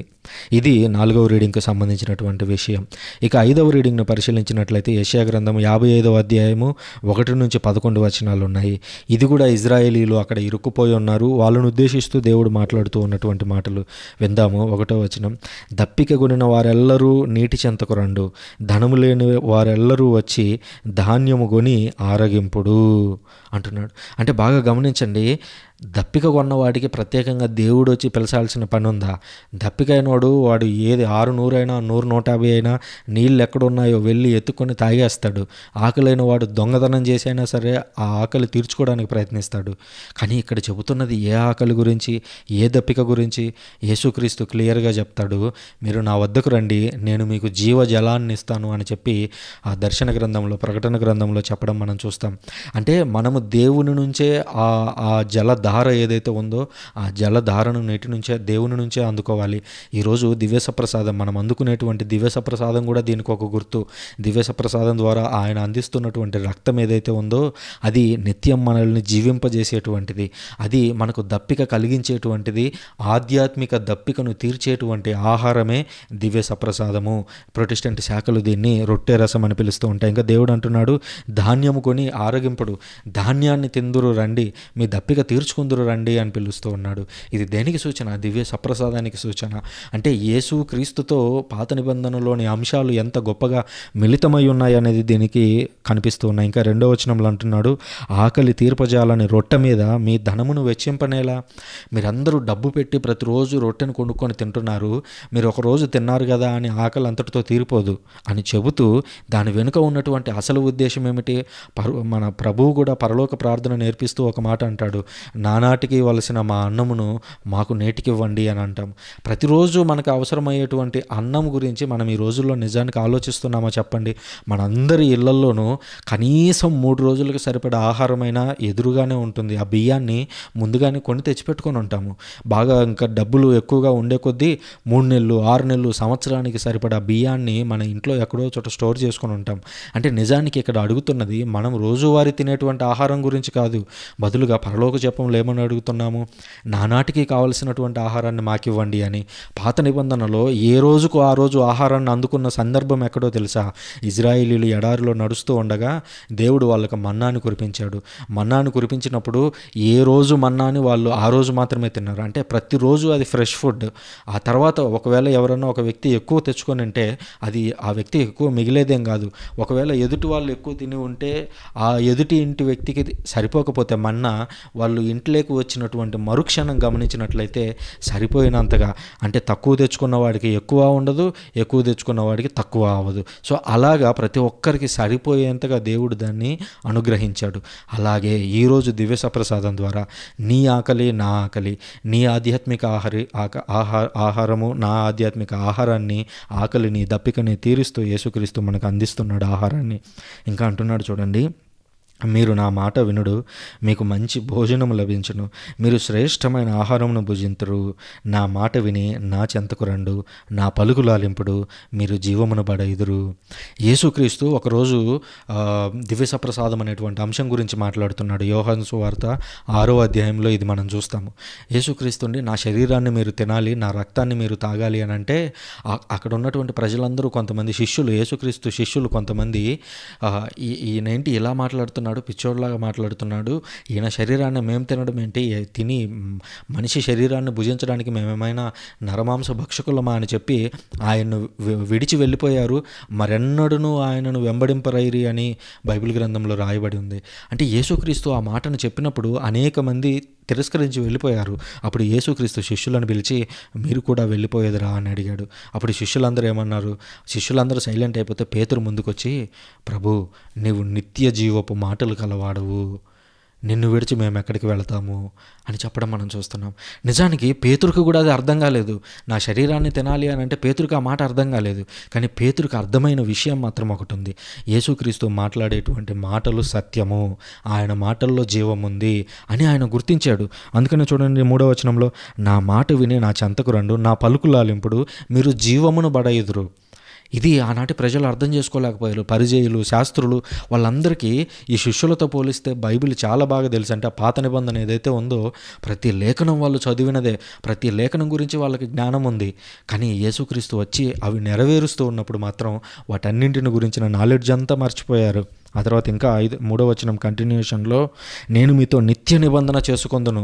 యేసుక్రీస్తు ఆ రొట్టెను విరుస్తూ ఆనాటి శిష్యులతో ఒక మాట అన్నాడు, ఇది నా రక్తముతో కూడినటువంటి నిత్యమైనటువంటి నూతన నిబంధన అని చెప్పడం చూస్తూ ఉన్నాము. అంటే దేవుడు ఆనాడు ఏదైతే చెప్పాడో యెషయా గ్రంథంలో, యేసుక్రీస్తు దగ్గర అది నెరవేరడం మనం చూస్తూ ఉన్నాము. యేసుక్రీస్తు తన రక్తాన్ని మన కోసం చిందించి ఆయన నూతన నిబంధన చేశాడు. మరి పాత నిబంధన అంటే ఏంటి? మనము నిర్గమకాండంలో చూస్తాము. దాదాపుగా 24వ అధ్యాయం అనుకుంటాను, సబ్జెక్టు కరెక్షన్. 24వ అధ్యాయంలో మోషే మాట్లాడుతూ ఆ ప్రజలందరినీ కూడా ఒక చోటకు పిలిచి, ఇజ్రాయేలీలందరినీ సీనాయి కొండ దగ్గరకు పిలిచి ఆ ఒక జంతువులను చంపి ఆ రక్తాన్ని తీసుకొని ఆ రక్తం మొత్తాన్ని వాళ్ళ మీద చల్లి చిలకరించి, ఇది దేవుడు మీతో చేసుకుంటున్నటువంటి నిబంధన అని చెప్తాడు. మోషే జంతువుల రక్తం ద్వారా చేసినటువంటి నిబంధన ఏదైతే ఉందో అది పాత నిబంధన. యేసుక్రీస్తు తన రక్తం ద్వారా కడరాత్రి విందులో చేసినటువంటి నిబంధన ఏదైతే ఉందో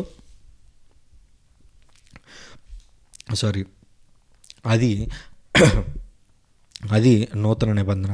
అందుకనే ఇక్కడ యెషయా గారు అంటున్నారు, నేను మీతో నిత్య నిబంధన చేసుకొందును అంటున్నాడు. ఇంకా 5వ వచనంలో అంటున్నాడు, మీకు ఇది వరకు తెలియని జాతులను మీరు ఇప్పుడు పిలుతురు, మిమ్ము ఎరుగని ప్రజలు మీలో చేరుటకు పరిగెత్తుకొని వత్తురు.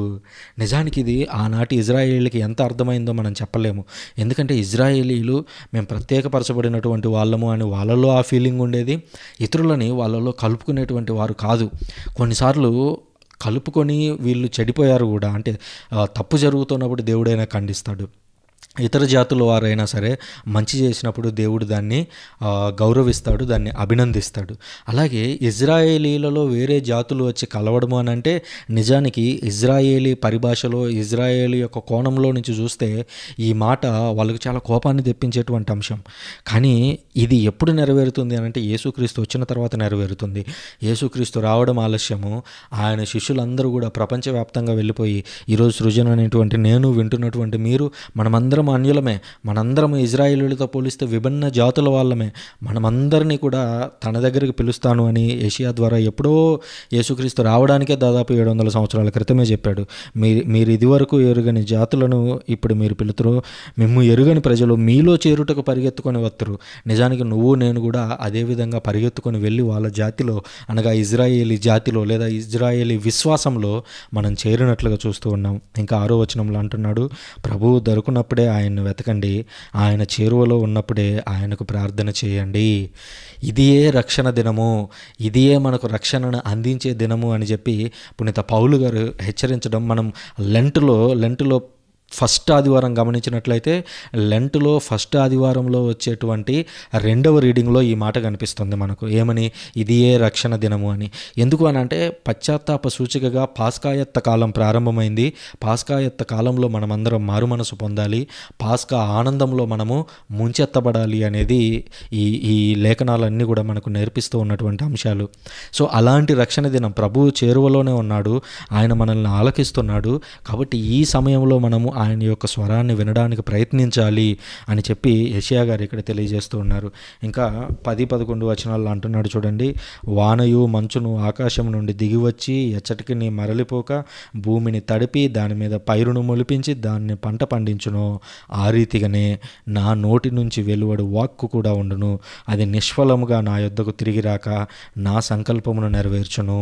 ఇక్కడ దీన్ని 2 రకాలుగా చూడాలి. ప్రాథమిక భావనలో దేవుని నుంచి వచ్చేటువంటి మాట ఏదైతే ఉందో అది ఖచ్చితంగా దేవుడు ఉద్దేశించినటువంటి లక్ష్యం ఏదైతే ఉందో దాన్ని 100% నెరవేరుస్తుంది. దాన్ని ఒక పోలుస్తూ పైనుంచి వర్షం వచ్చి నేలను తడిపి ఆ నేలలో నుంచి మొక్కలు ఏ విధంగా అయితే వస్తాయో అలాగా దేవుని యొక్క వాక్కు అనేది మన హృదయం దగ్గరికి చేరినప్పుడు ఒకరోజు కాకపోతే మరొక రోజైనా సరే దేవుని యొక్క వాక్కు మనలో ఫలించడం మొదలవుతుంది. ఇది మొదటి ప్రైమరీ మీనింగ్. ఇక 2వది చూసినట్లయితే ఆ రీతిగానే నా నోటి నుంచి వెలువడు వాక్కు కూడా ఉండును, అది నిష్ఫలంగా నా యొద్దకు రాక నా సంకల్పమును నెరవేర్చును. నూతన నిబంధనలో వాక్కు అనేటువంటి మాట వింటాము. యోహాను సువార్త 1వ అధ్యాయంలో చూస్తాము. ఆ వాక్కు ఎవరో కాదు, శరీర రక్త మాంసాలలో మన మధ్య తిరిగినటువంటి యేసుక్రీస్తు ప్రభువు. దేవుడు యేసుక్రీస్తుకు ఏదైతే లక్ష్యాన్ని పెట్టాడో దానిని 100% ఖచ్చితత్వంతో సాధించి మనల్ని అందరినీ దేవునికి బిడ్డలుగా సాధించినటువంటి వ్యక్తిగా యేసుక్రీస్తు మనకు కనిపిస్తూ ఉన్నాడు. ఈ విధంగా యేసుక్రీస్తుకు దేవుడు నిర్దేశించినటువంటి లక్ష్యం ఏదైతే ఉందో అది 100% నెరవేరినట్లుగా మనం చూస్తూ ఉన్నాము. ఇకపోతే 6వ రీడింగ్ను మనం గమనించినట్లయితే బారూకు నుంచి మనకు కనిపిస్తూ ఉంది. ఇది దాదాపు క్రీస్తుపూర్వం 500 సంవత్సరానికి అరౌండ్గా రాసినటువంటి సంఘటనలు. ఈ బారూకు ఎవరు అని అంటే ఇర్మియా గారి దగ్గర మనం చూస్తాము. ఇర్మియా ప్రవక్తకి ఒక కార్యదర్శి ఉండేవాడు. ఇర్మియా ప్రవక్త చెబుతున్నటువంటి మాటలన్నింటిని కూడా గ్రంథస్థం చేసి ఇర్మియా ప్రవక్త దీన్ని వెళ్ళి అక్కడ చదువు అని అన్నప్పుడు ఈ బారూకు ప్రవక్త ఇర్మియా తరపున వెళ్ళి ప్రజల మధ్యలో నిలబడి ఆ గ్రంథాన్ని చదివేటువంటి వ్యక్తిగా, కార్యదర్శిగా మనకు ఇర్మియా గ్రంథంలో కనిపించేటువంటి వ్యక్తే ఈ బారూకు. ఇర్మియా తదనంతర కాలంలో బారూకు దేవుని యొక్క వాక్కును అందుకొని ఆయన దేవుని యొక్క వాక్కును అందించడం చూస్తున్నాం. ఇవాళ మనం చదువుతున్నటువంటి 6వ రీడింగ్లో బారూకు 3వ అధ్యాయం 9వ వచనం నుంచి 4వ అధ్యాయం 4వ వచనం వరకు ఉంది. అందులో ఆయన ప్రత్యేకించి జ్ఞానము అనేటువంటి అంశం గురించి మాట్లాడుతున్నాడు. జ్ఞానము అనే దాన్ని, ఆ మార్గాన్ని స్వయాన దేవుడే మనకు సూచించాడు అని మనకు తెలియజేయడం ఇక్కడ చూస్తూ ఉన్నాము.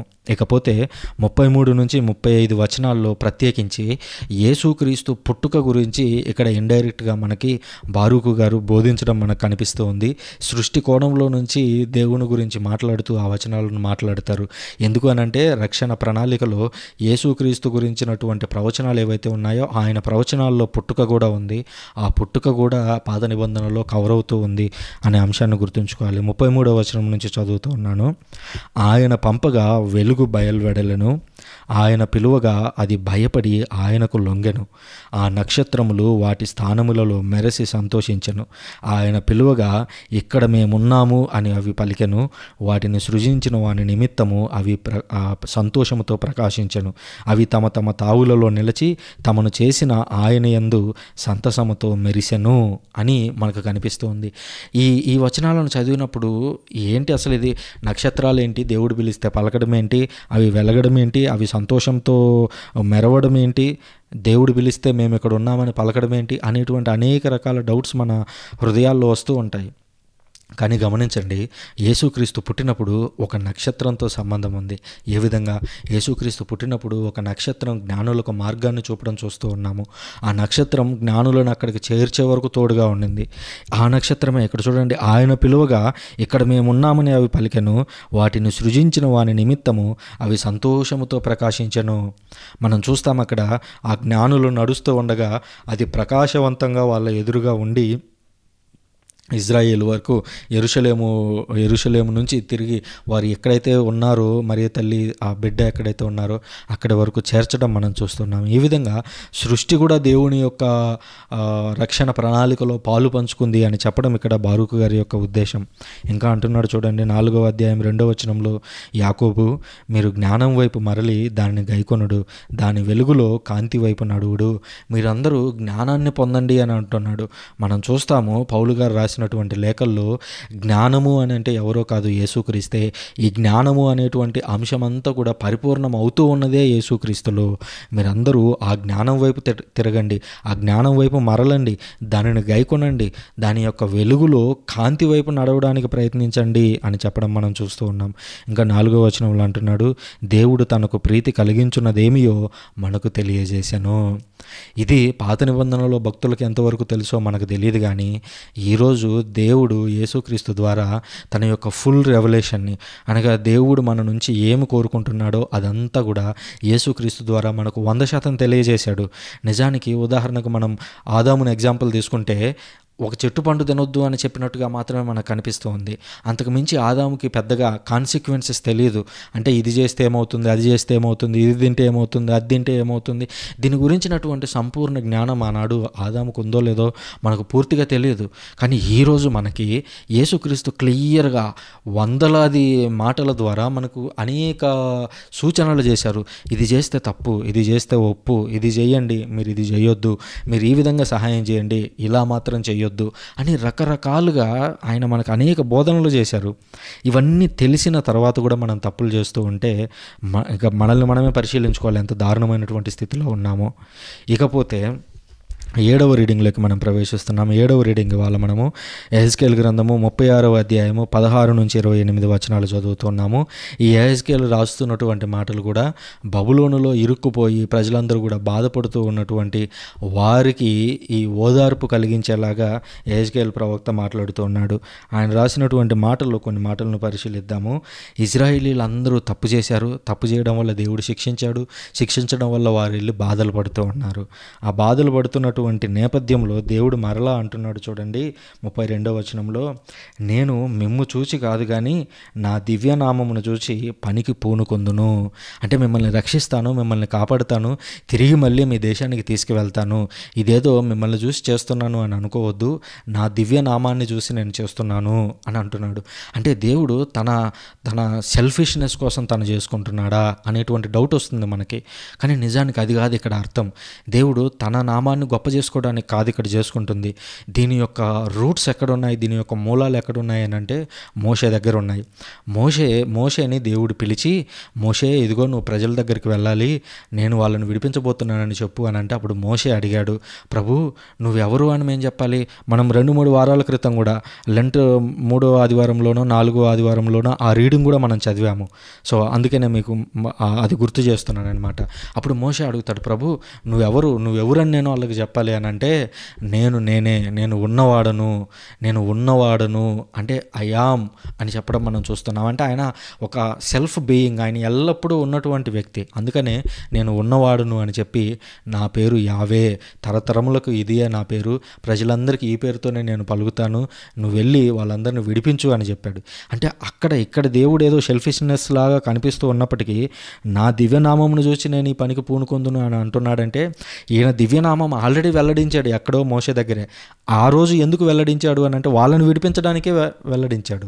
అంటే ఇప్పుడు కూడా వీళ్ళు మళ్ళీ తప్పులు చేస్తున్నారు, జనాలు తప్పులు చేస్తూ ఉంటే వీళ్ళను చూసి కాదు కానీ ఆ రోజు నేను వాళ్ళను చూసి ఏ విధంగా అయితే మాట ఇచ్చానో ఆ మాటను నిలబెట్టుకోవడానికి మరలా నేను వీళ్ళని విడిపిస్తాను అని చెప్పి దేవుడు, చూడండి అసలు ఎంత ప్రేమ నిజంగా.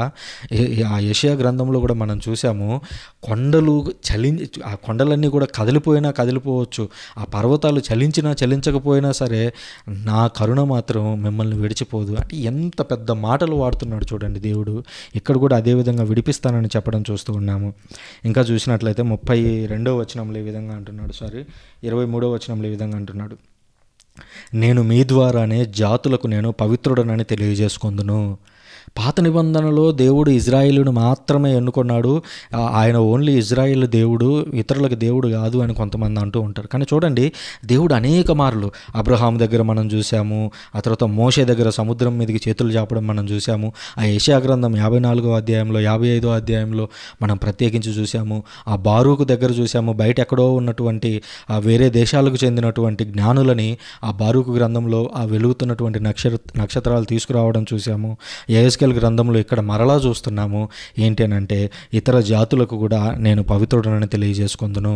అంటే సింపుల్గా పరిభాషలో చెప్పాలి అని అంటే కొన్నిసార్లు టెస్టింగ్ చేస్తూ ఉంటారు. ఇప్పుడు ఉదాహరణకు మనం కొత్త కారు కొనాలనుకోండి, టెస్ట్ డ్రైవ్ అని వెళ్తాము, లేదా ఏదన్నా కొత్త పని మొదలు పెట్టాలనుకోండి, పైలట్ ప్రాజెక్ట్ అంటారు.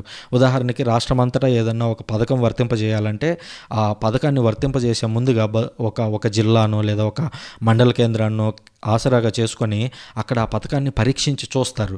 సో అలాగా ఇజ్రాయేలు అనేటువంటి దేశం ఏదైతే ఉందో అదొక చిన్న ప్లే గ్రౌండ్ లాంటిది, లేదా ఒక చిన్న డేటా పాయింట్ లాంటిది. దేవుడు అక్కడ వాళ్ళను నడిపించి వాళ్ళ ద్వారా కొన్ని స్టెప్స్ ఏ విధంగా ఉండాలి అనేటువంటి బేసిక్స్ అన్నీ మనకు చూపించడానికి ఆ ప్రాంతాన్ని ఎంచుకున్నాడు. తదనంతరం అన్ని జాతులకి ఆయన చేరువు కావడం మనం చూస్తూ ఉన్నాము. ఇంకా అంటున్నాడు చూడండి 25వ వచనంలో, నేను మీపై శుభ్రమైన జలములు చల్లి మీ విగ్రహముల నుండి మీ మాలిన్యముల నుండి మిమ్ము శుద్ధి చేయుదును. దేవుడు మన మీద శుద్ధమైనటువంటి జలములను చల్లి మనలను తనకు తాను అంకితం చేసుకుంటానని చెప్పడం మనం చూస్తున్నాం. క్యాథలిక్ చర్చిలో ఈరోజు నీటిని తల మీద పోస్తూ బాప్తిజం ఇస్తే దాన్ని చిలకరింపు బాప్తిజము అని కొంతమంది అవమానిస్తూ పలుకుతూ ఉంటారు. మరి ఇక్కడ దేవుడే స్వయాన అంటున్నాడు కదా, మీ మీద నేను ఆ నీళ్లను చల్లి మిమ్మల్ని రక్షిస్తానని అంటున్నాడు కదా. అంటే ఇండైరెక్ట్గా వాళ్ళు ఎక్కిరిస్తున్నది ఎవరిని? దేవుణ్ణే కదా. నిజానికి చిలకరిస్తున్నారు అనేటువంటి మాట వాడిందే ఎవరు? దేవుడే కదా. ప్రవక్త ద్వారానే ఆ మాట తెలియజేశాడు కదా. కనుక తెలుసో తెలియకో దేవుని మాటలను అవమానకరంగా మాట్లాడకుండా ఉండాలని ప్రొటెస్టెంట్ సోదరులు గ్రహించాలని మనం ప్రార్థనలు చేద్దాం. ఆ తర్వాత ఇంకా అంటున్నాడు 26వ వచనంలో, నేను మీకు నూతన హృదయమును దయచేయుదును, నూతన ఆత్మను మీలో ఉంచెదను, మీ నుంచి రాతి గుండెను తొలగించి మీకు మాంసపు గుండెను దయచేయుదును. ఇది నిజంగానే మన శరీరంలో ఉన్నటువంటి ఒక రాతి గుండె, మాంసం గుండె గురించి కాదు మాటలు ఇవన్నీ కూడా. మనలో ఉన్నటువంటి కఠినమైనటువంటి హృదయం, దేవుని మాటలను వ్యతిరేకించేటువంటి గుణం, దేవుని మాటలకు లోబడకుండా ఆయన మాటలకు ఎదురు తిరిగేటువంటి గుణాలు ఏవైతే ఉంటాయో అవన్నీ కూడా రాతి గుండె లాంటివి. దేవుడు వాటన్నింటిని తొలగించి మనకు కరుణాపూరితమైనటువంటి గుణాలను ఇస్తాను, కరుణాపూరితమైనటువంటి హృదయాన్ని ఇస్తాను అని చెప్పి దేవుడు మనకు వాగ్దానం చేయడం చూస్తున్నాం. ఇంకా అంటున్నాడు, నా ఆత్మను మీలో ఉంచి మీరు నా చట్టములను అనుసరించున్నట్లును నా విధులను పాటించున్నట్లును చేయుదును. అప్పుడు మీరు నేను మీ పితరులకు ఇచ్చిన నేలపై వసింతురు, మీరు నా ప్రజలగుదురు, నేను మీకు దేవుడనగుదును. అంటే మీరందరూ నూతన హృదయం కలిగి జీవించినట్లయితే మీరందరూ కూడా నాకు బిడ్డలు అవుతారని చెప్పడం చూస్తున్నాము. యేసుక్రీస్తు సువార్త ప్రబోధంలో ఆయన నోటి నుంచి వెలువడినటువంటి తొలి మాట ఏమిటి?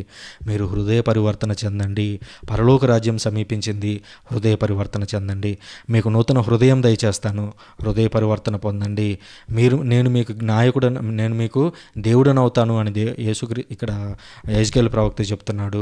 యేసుక్రీస్తు అంటున్నాడు, మీరు నా ఆజ్ఞలను పాటించినట్లయితే, మీరు నా మాటలను విన్నట్లయితే పరలోకమందున్నటువంటి తండ్రికి ప్రియమైనటువంటి బిడ్డలు కాగలరు అని చెప్పి యేసుక్రీస్తు చెప్పడం చూస్తున్నాం.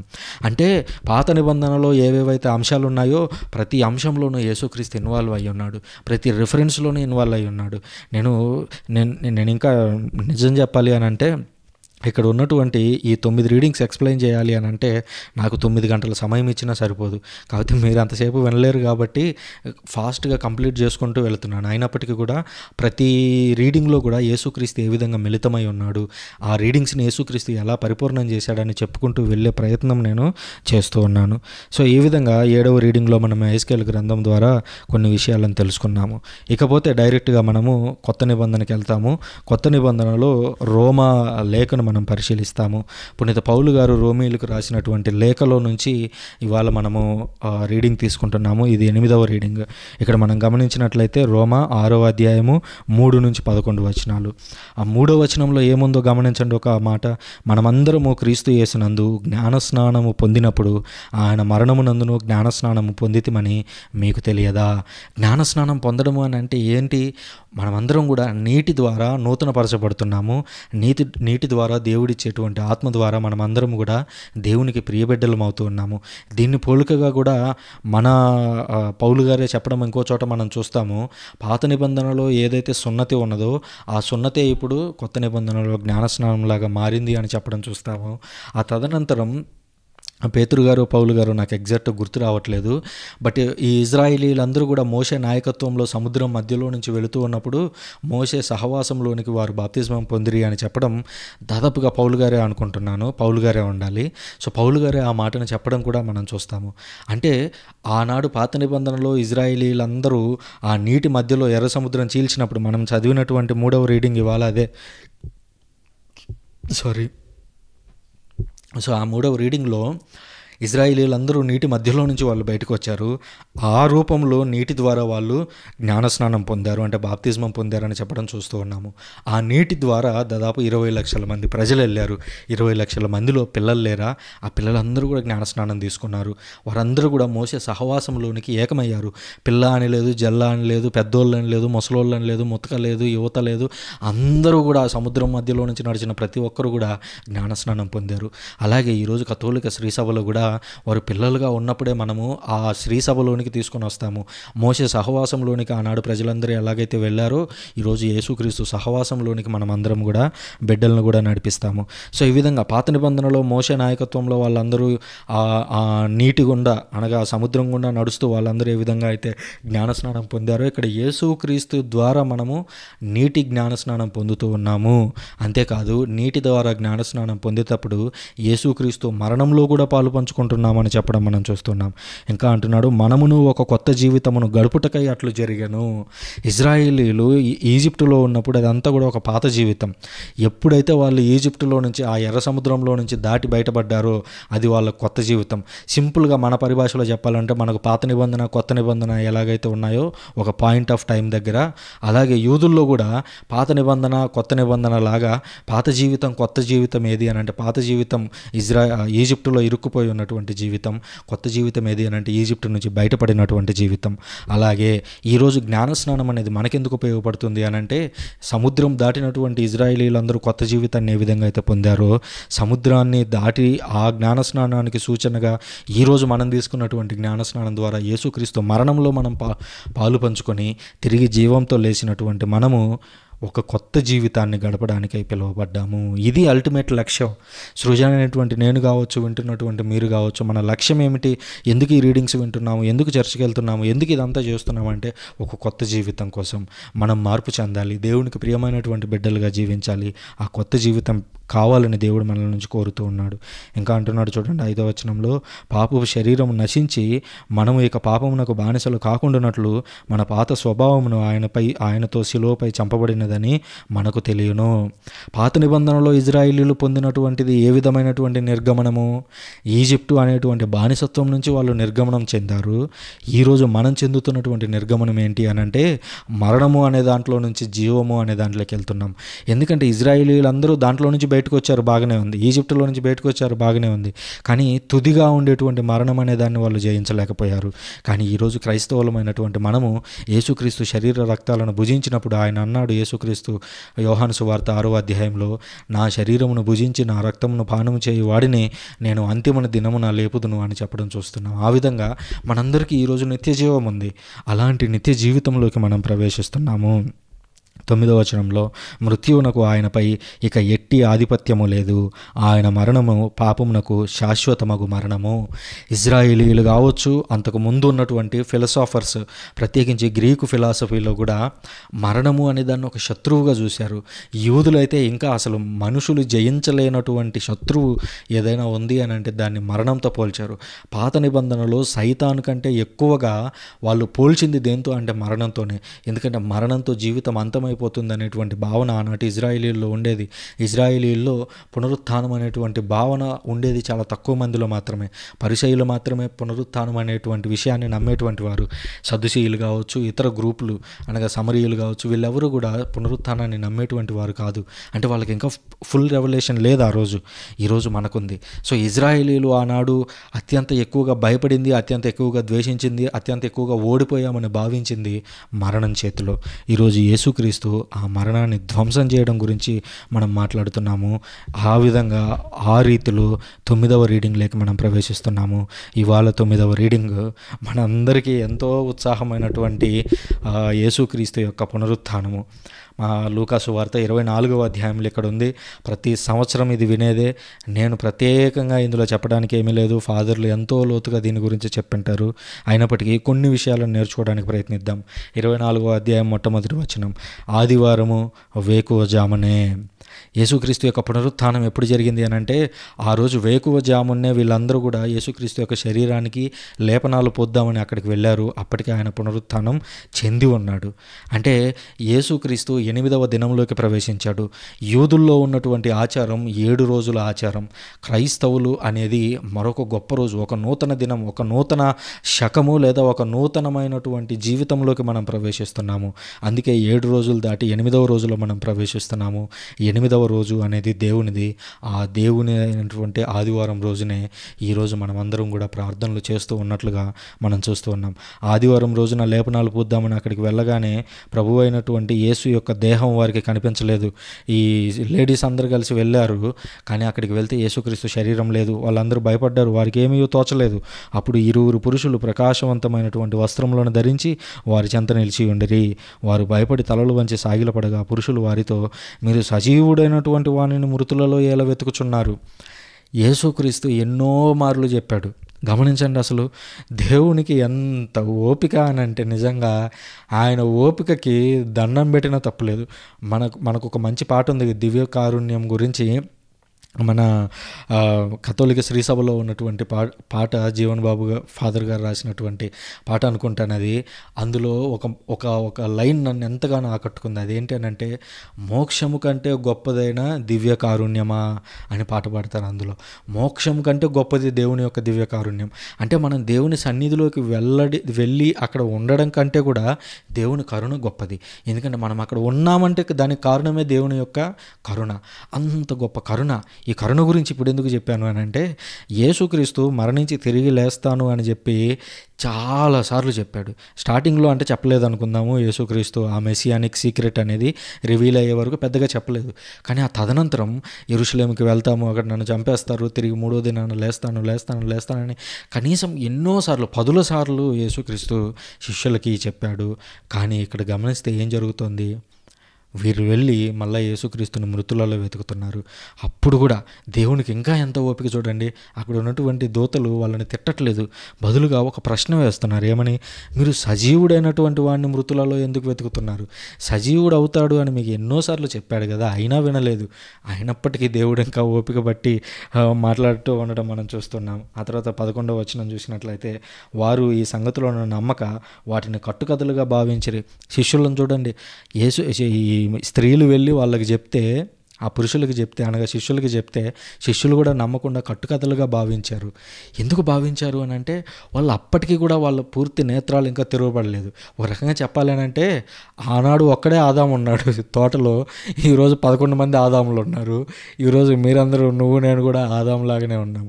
ఆ రోజు ఆదాము పడిపోతూనే ఉన్నాడు, శిష్యులు పడిపోతూనే ఉన్నారు, మనము పడిపోతున్నాం. అయినా కూడా దేవుడు చూడండి ఎంత గొప్ప కరుణ అని అంటే, కొండలు చలించినా సరే నా ప్రేమ మాత్రం, నా కరుణ మాత్రం నిన్ను వీడిపోదు అని చెప్పండి. అలాంటి కరుణతో ఆయన చూస్తున్నాడు. కాబట్టి ఈరోజు నువ్వు నేను తప్పు చేస్తున్నా, నువ్వు నేను అవిశ్వాసాన్ని చూపిస్తున్నా కూడా దేవుడు ఇంకా ఓపిక పడుతున్నాడు. తెలుసుకుంటాడు. ఇంకొక ఛాన్స్ ఆయన జీవితం అంతా ఛాన్సులు ఇస్తూనే ఉన్నాడు.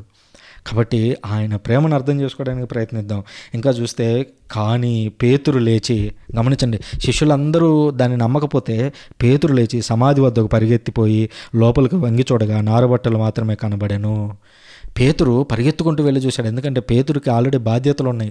మీరు గమనిస్తే మత్తయి సువార్త 16వ అధ్యాయం వరకు ఉండేటువంటి పేతురు వేరు, 16వ అధ్యాయం తర్వాత ఉండేటువంటి పేతురు వేరు.